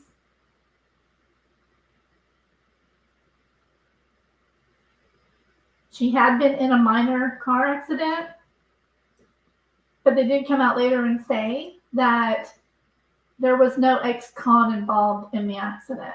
The driver, was identified and all that. It was not an ex-con, not allowed to drive. So, Stephen's 911 call. And there's probably, let's see.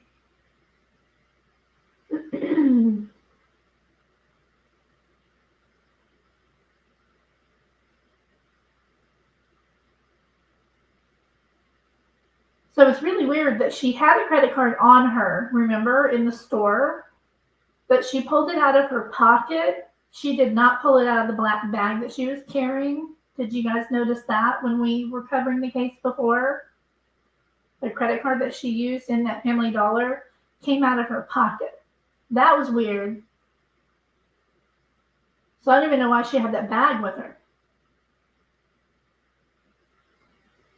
There's Amanda's call. Do you guys want to listen to the aunt's call, or do you want to listen to Amanda's, or do you want me to skip it? Skip them.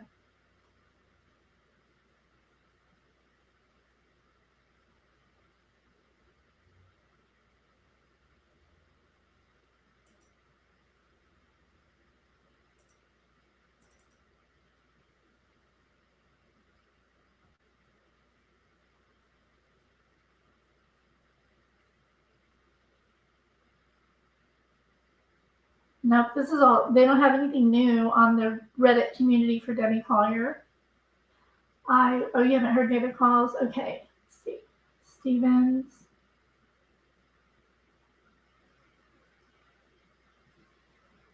This is Amanda's.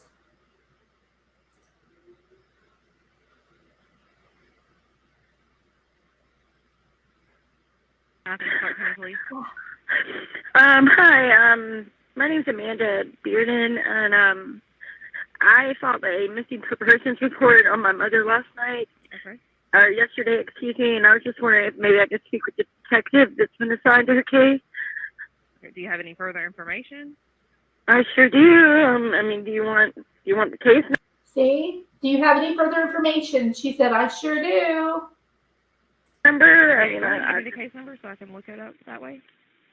Bear with me just a second. I'm sorry. Okay, that's fine. Okay, it's 2022 dash 0910 0216. 216. Yes, ma'am. Just a second. And the detective may not actually be in the building yet, so I may have to get you a patrol officer, okay? So just bear with me just a second. Okay.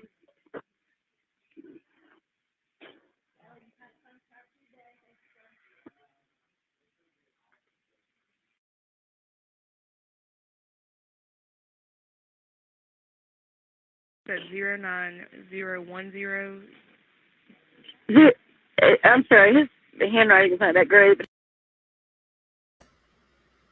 Aloha, Austin. How are you doing? Welcome, welcome, welcome. 0910 0216. Okay, sorry about that. I think I missed. No, you're fine. It's only me. On Rocky Drive? Yes, ma'am. Okay. And what kind of update do you have, just so I know what to try to... Oh, no, I'm sorry. I didn't mean like I had an update. I just meant... Oh, my God. I didn't mean... I'm sorry.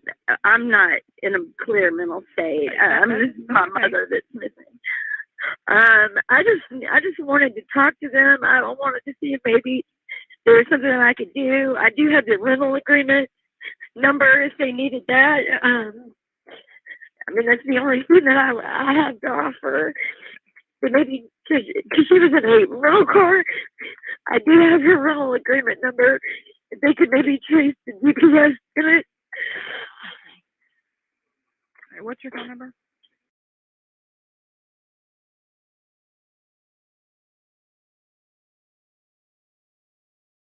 I'm her daughter.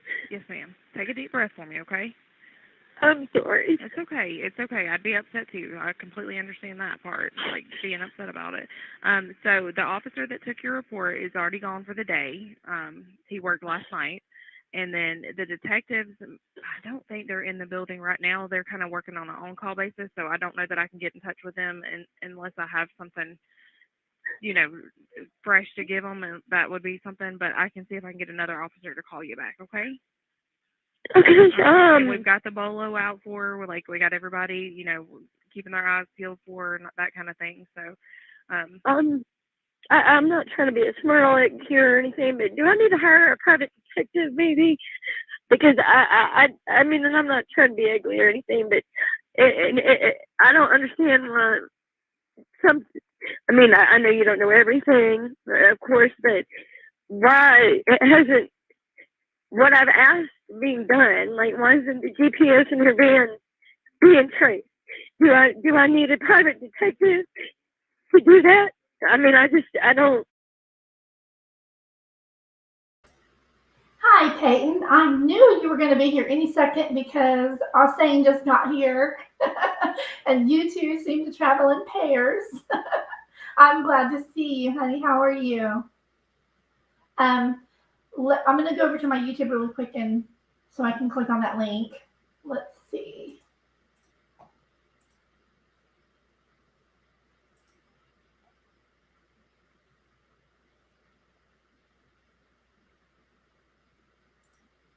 Bear with me. Okay, yeah, this was from 3 months ago.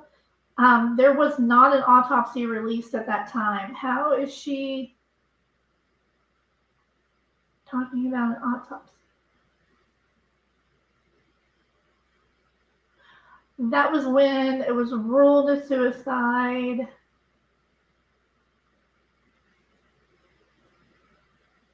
So maybe she had the autopsy, but nobody else did. I mean, that would be normal. I'm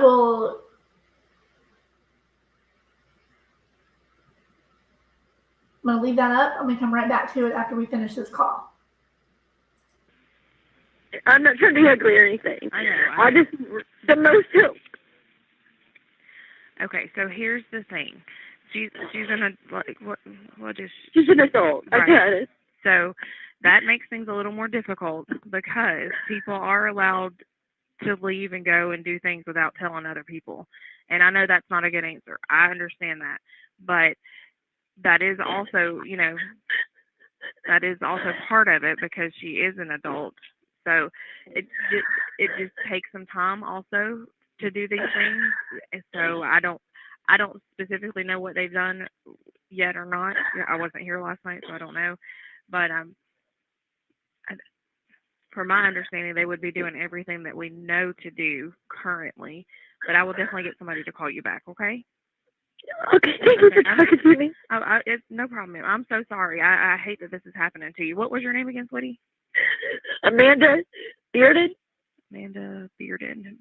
Spell your last name. Bearden. Okay. Speak with Colonel Johnson. Okay, I don't have a Colonel Johnson Information for here, so. I get it.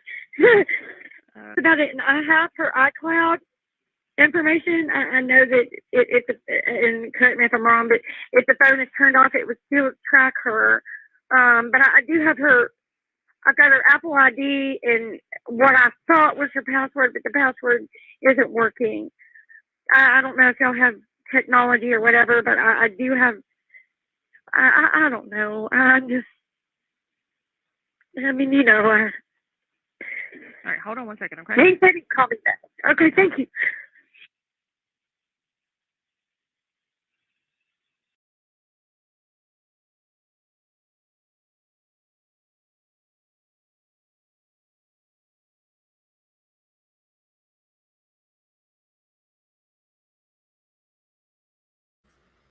Okay, guys, this is the video that was just sent. And it's by Court TV 3 months ago. And I guess it's Amanda talking about the case. Suicide. She was talking to Jason. Actually, oh, you know what, guys? This is her interview. Court TV cropped it. Her cousin was right below her, right here. You can kind of see the little line. I can show you the original one if you want. This wasn't an interview that Court TV did. They just took their live and replayed it as if it was new. This is the one where I'll show you. Correct. Yes. No one saw her that day prior on Friday. There were actions. My mom was like, and that was not true. No one saw her the day prior. Her husband saw her go to bed, saw her the next morning still sleeping in.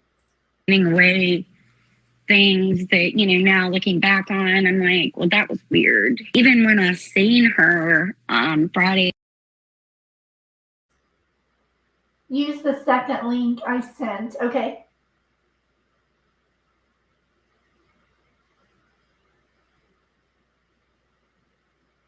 Okay, yeah, I have that Fox News new. I think that's this one.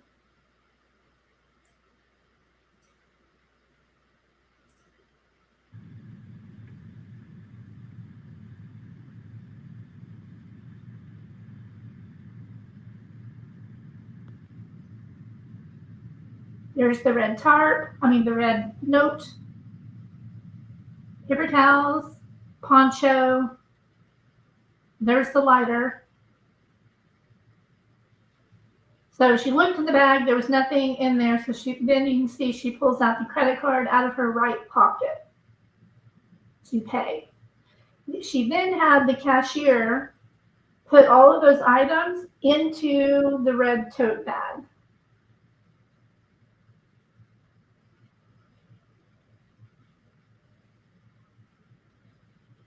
See, she stopped her. She had her take them out of the regular bag. See, here, just put them in this tote.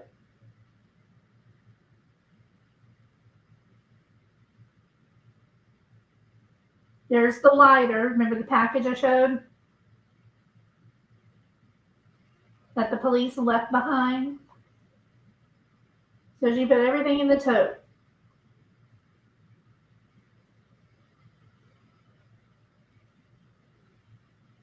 Yes, Ellen, they did have a fight the night before.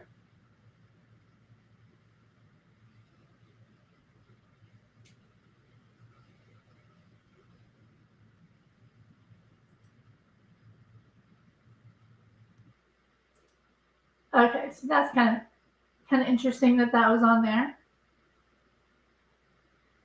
Is there something else coming? Okay. Hang on, I gotta make this smaller so I can get rid of that. Okay. What is this? Just the new article about this? Let me answer this question real quick. Hey, Austin asks, so they don't think it's a suicide again? At the beginning, I went over the new information. Originally, they said they released that her stomach was charred, but now it's come out. The autopsy's released, and it showed that actually 80% of her body was charred. 80%. She did not have any supporting injuries that would support her her being alive at the time that she was on fire. Does that make sense? If somebody wants to give them a recap, that'd be great. So apparently she had soot in her nose and in the back of your throat, but nothing in her lungs. I know, Austin's handle is awesome. See, I made a joke. And I showed like the original crime scene photos. If you want to go back to the beginning, I showed some photos that somebody took at the crime scene just for me. They were really interesting because there was a lot of evidence that the police left behind at the scene. Nobody knows why. Let's see. So is this, does this have the autopsy link in there anywhere? Hold on a second. Rescue Mom?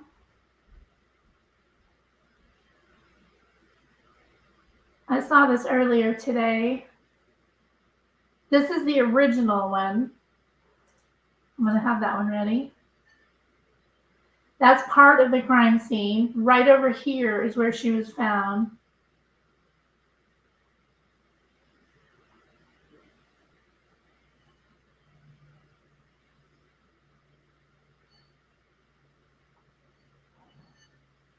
I don't see an autopsy link. We're still looking for it, but I don't know if it's actually going to be released online. This is the first one that was out. I hate that being in my way. Hang on, guys.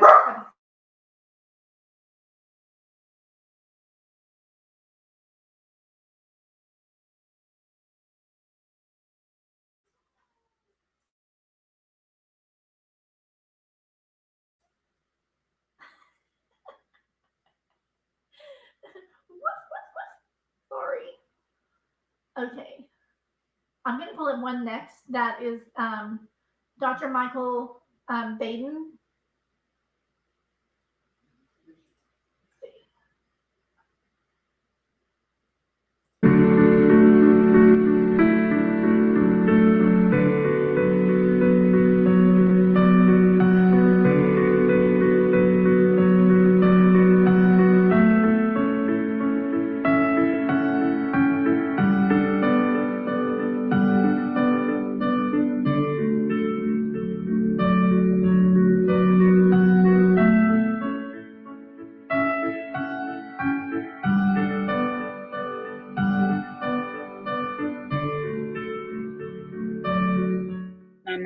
giving away things that, now looking back on, I'm like, well, that was weird.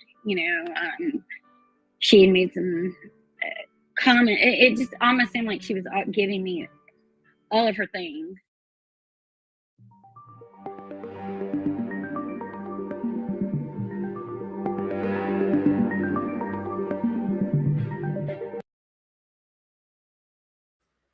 Okay.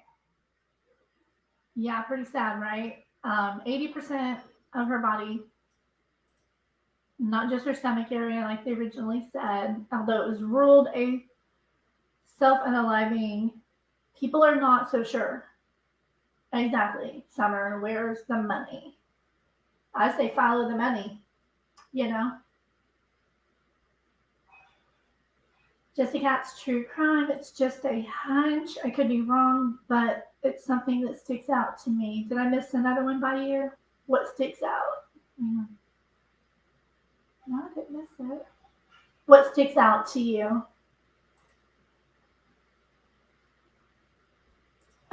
My dogs are constantly making noise in the background when I try to go live. That's why I kind of prefer to do videos.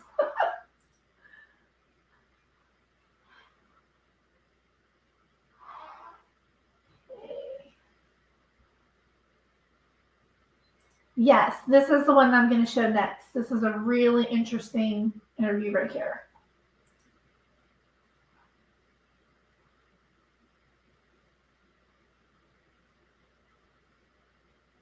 Okay, so let me pull up that one.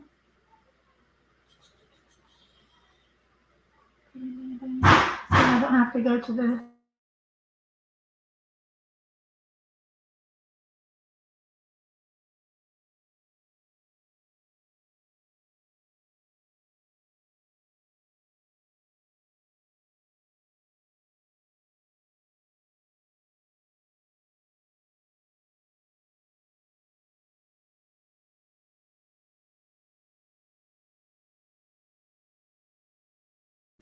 Doggy's still barking. Bear with me while I get this article pulled up here.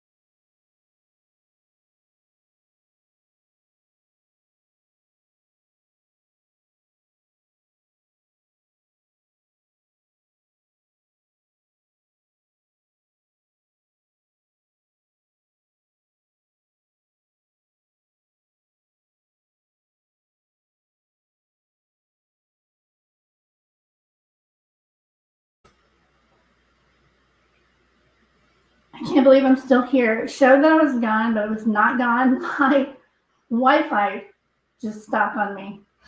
Thank God I didn't lose you guys. Okay. Famed forensic pathologist Dr. Michael Baden, you've probably already read it, believes that Georgia mom Debbie Collier was likely murdered and didn't self-unalive herself as authorities claim.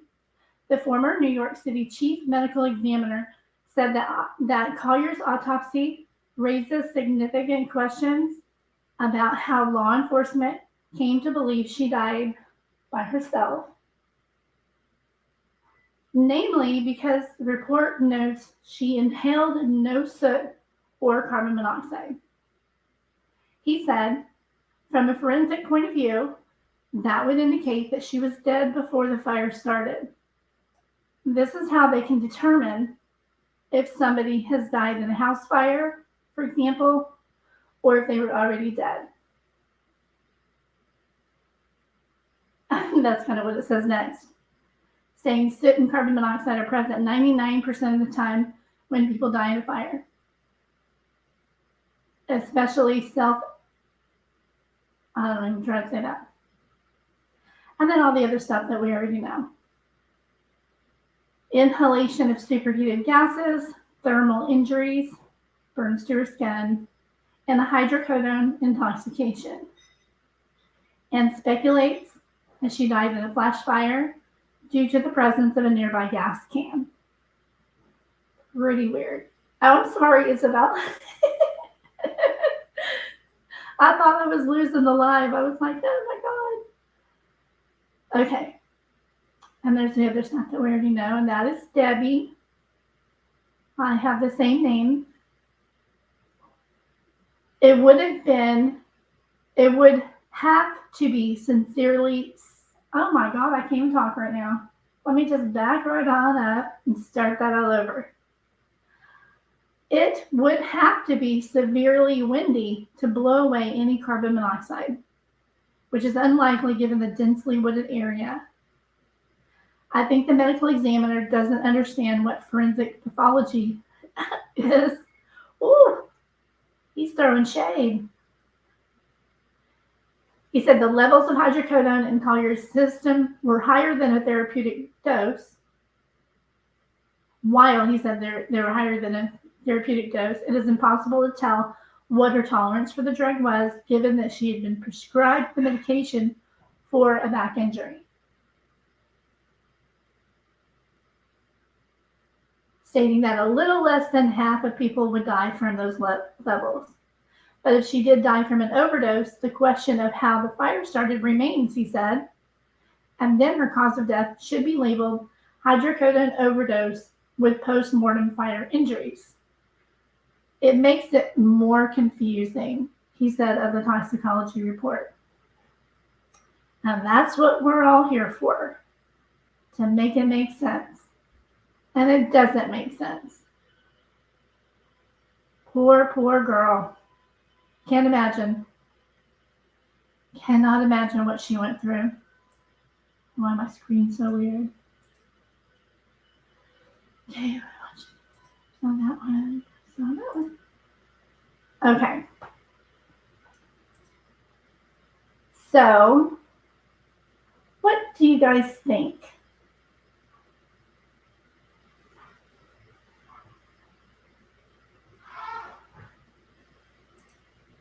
Exactly. That's all I can find too. Just quotes of it. I haven't been able to find the actual autopsy report. I'll be really shocked if somebody actually has that.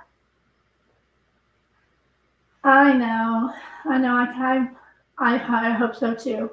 But you guys remember, she was found hanging on for dear life to that tree. So, what does that tell you? That's really scary.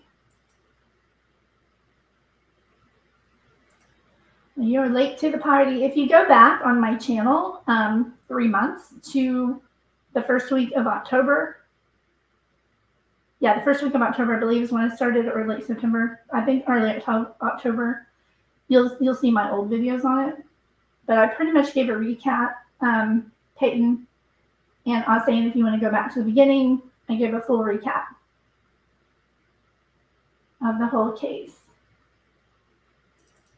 I'm going to look at this one real quick. I think this is going to be the same thing. A lot of people are just, yeah, New York Post. They're just kind of regurgitating the New York Post on most of these. I think I showed this one already. I believe this was the first one that I showed. Now, after my live, I usually go back and like all the links that I share during my live, I'll put them down in the description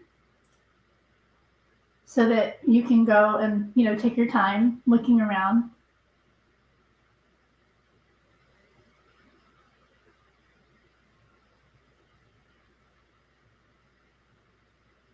Yeah, this is pretty much the same thing.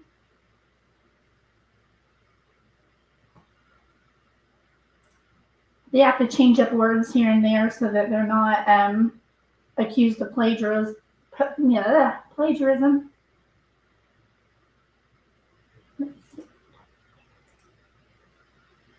I mean, this was a big deal when this first happened.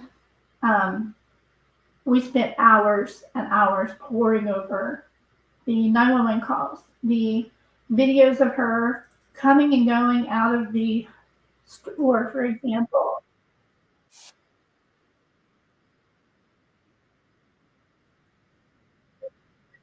Crimes video. It's 22 minutes long though, so I don't want to play the whole thing. Hang on.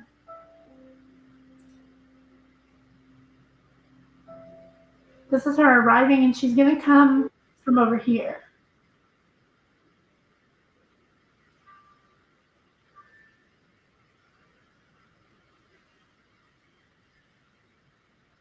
And she's going to come around. Hang on. Arriving. Yeah, this is the arriving. I don't remember seeing this here. It leaves before she gets there.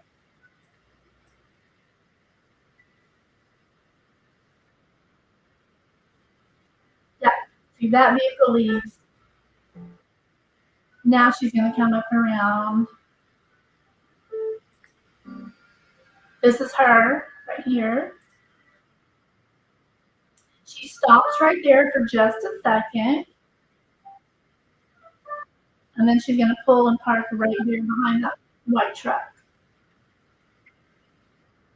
So we don't know what she was doing right there, but she stopped for 15 seconds or so. Thank you. Oh my God. Jeez. Didn't reshare it. I'm sorry. So that's our car. It stopped right here for 15 seconds. Now it's pulling over here. I'm not going to make you guys watch it again. So sorry.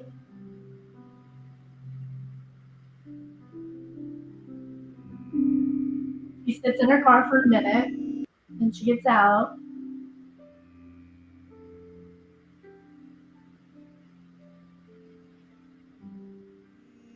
She's right there in that vehicle.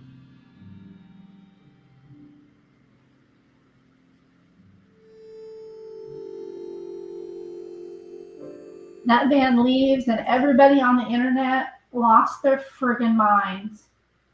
I'll show you why really quick, and then I'll continue. See this van right here? This was parked in the neighbor's house, and everybody was convinced that this is the people who kidnapped her. Only problem is, it's totally not the same van. It looks similar, but look, see the back window?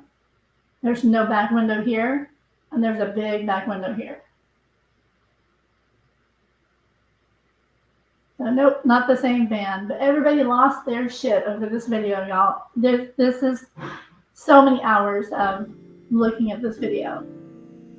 Here she is getting out of her car. She stands there for a second, moves over a little bit, and then walks into the door.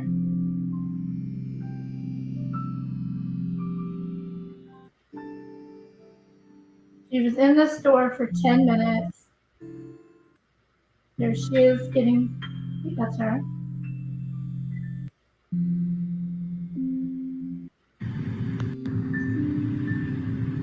You saw this one.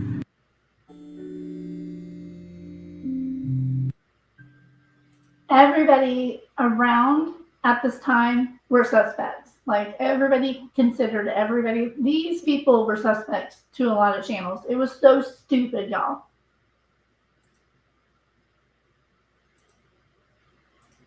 I'm gonna skip ahead to where she pulls out.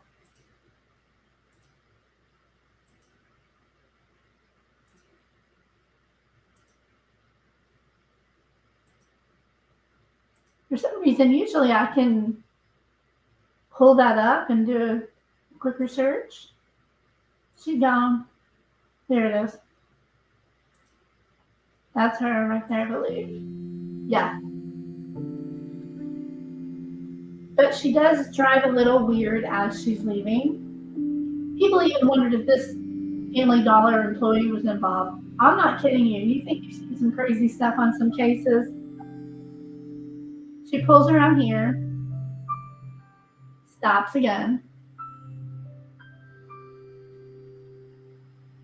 I mean, this is weird. You never get a look at her face correct. And now she's just sitting there. I don't remember how long she sat there, so I'm just going to wait. It wasn't for long. And she'll eventually pull this way and then out that front way. There she goes. Or there the vehicle goes, if we want to be really technical. I just noticed this looks exactly like my car. It wasn't me, y'all.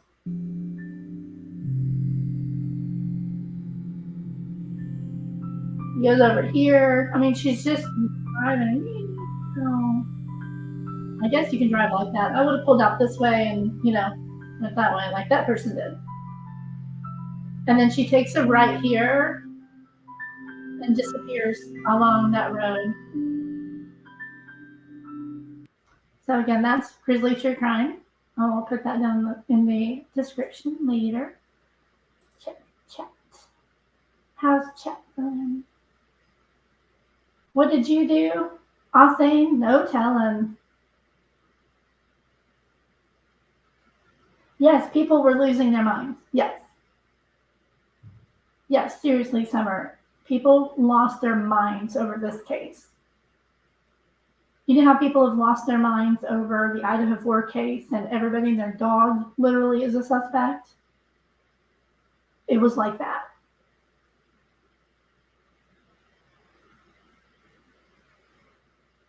Oh, oh, you're talking to Peyton. Ignore me. All right, so I'm just going to put this up one more time because it's just, that was that where she passed. And that was one of the photos that a local couple took for me. I just still can't believe, can you believe that the police left all this stuff behind and didn't take it? And there were people out there just rummaging and taking stuff from the scene. It was crazy. Here's more. This is for the benefit of those who've just gotten here, maybe. And then there we go. I'll briefly go through these one time really quick here. Somebody put a cross at the location. This is some burnt paper towels that they found, but they left them there. A tree with possible initials and a date. Looks like EC, but I'm not sure. Gloves on the ground. And no, the gloves were not law enforcement or EMS. This, guys, is the actual spot where she was found. Hanging onto this tree. I don't know where she was hanging on, but this is where her remains were found.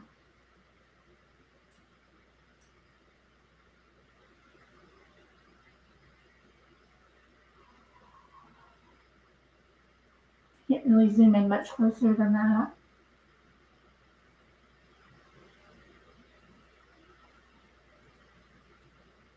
But she was hanging onto this little tree somewhere. And all this was still there when the couple went and took these photos. Possible part of the tarp that she bought. I've lost a photo that I had. I don't know where it went. I had a different one of a melted bottle. A glove up in the tree. That was near the site. I'm trying to remember which way it was again. It's in the next photo. There's part of either the tote bag or her jersey that was found at the location, again, left by police. Police tape, flowers, something charred, don't know what it is. The wrapper for the lighter was left there. Closer up location of the tree. And I think that's the last one. Those are some photos that somebody took for me.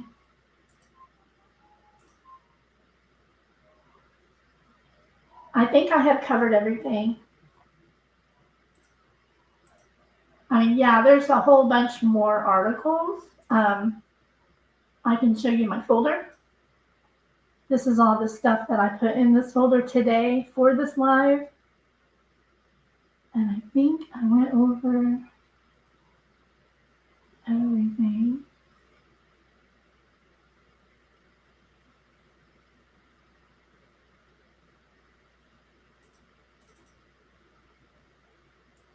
I didn't show you guys this one, but doesn't really matter. This is what happened the day of. Good timeline. And then more timeline. We're done with that.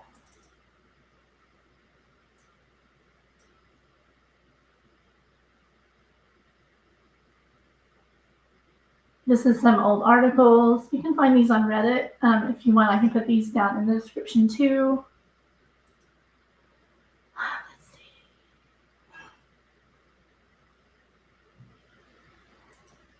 That was when they actually identified her van and put it on the news. Ruled self-unaliving, and then this is the new one. So New York Post was the first one to put that one out, and the first one to put this one out. That is it. I had a couple of the old ones I saved, but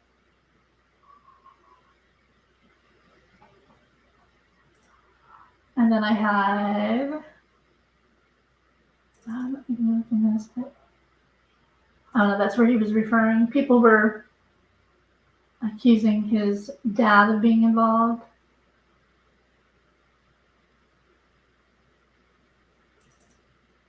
For anybody that just came in, this is the timeline. Went missing on the 9th. She was found on the 11th.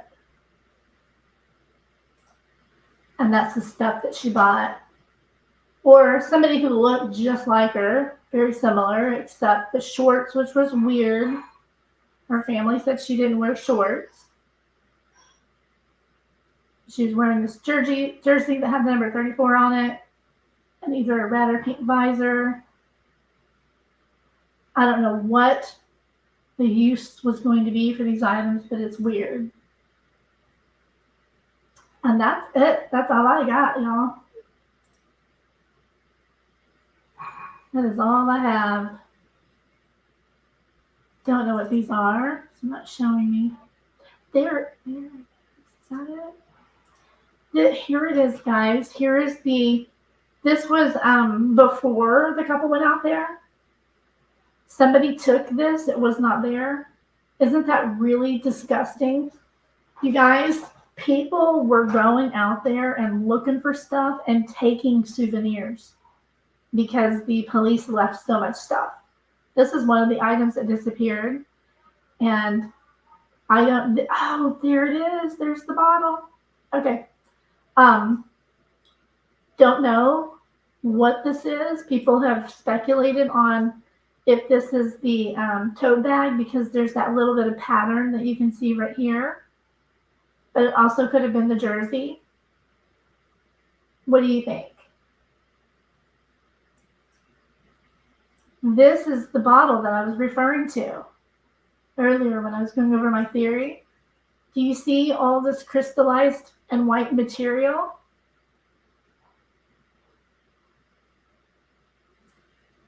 I know Peyton and Austin weren't here when I went over this, but if you look up Shake and Bake Meth Lab, you're going to see stuff like this. But this was a little log of some kind that had like her, I don't know. It's one of the things. More of the piece of red item that was found just laying on the ground. Somebody actually took this as well. A souvenir. Gross that anybody would do that. And let's see. That's a closer image of the melted bottle. So that was my theory, that it was an accident, that she accidentally picked up a bottle of homemade meth that was cooking and it exploded. That's what I think happened. My theory, nobody else's. Don't know if that's what happened. If you want to go back earlier in my live is where I explained it. Does anybody who was here earlier agree with me on, yes, absolutely, agree with me on my theory if you heard it? Or do you think she poured lighting fluid or gas on herself?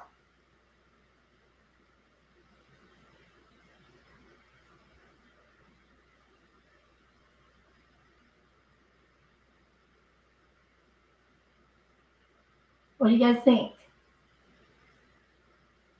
Let me know what you think. I shall wait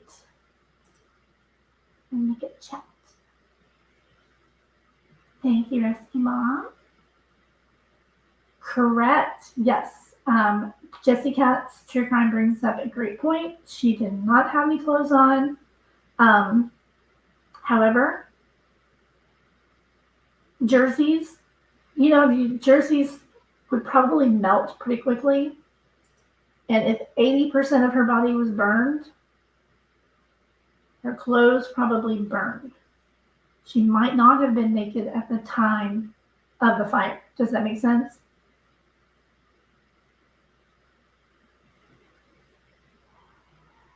If you lay there burning, the fire is going to get what's flammable first. So I personally don't think she was naked or anything. To start. It's my theory. I think she picked up a bottle she shouldn't have. I don't know. She might have been, because she was right next door.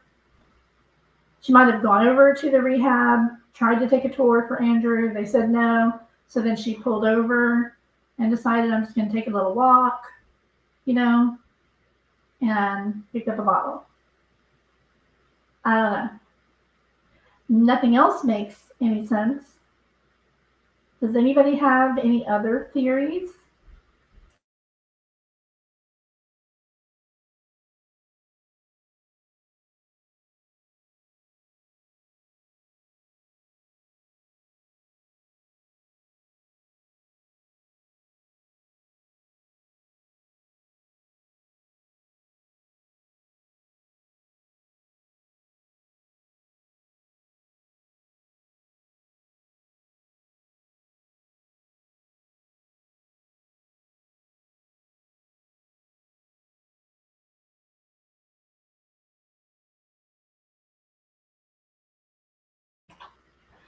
All right, guys, I am going to wrap it up now. I got to get off here. I will see you guys later.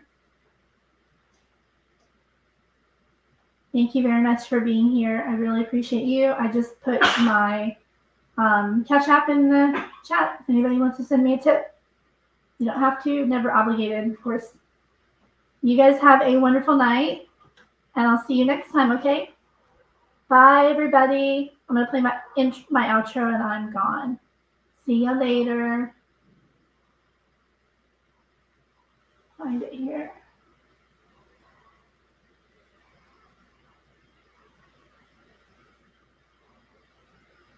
Bye, everybody.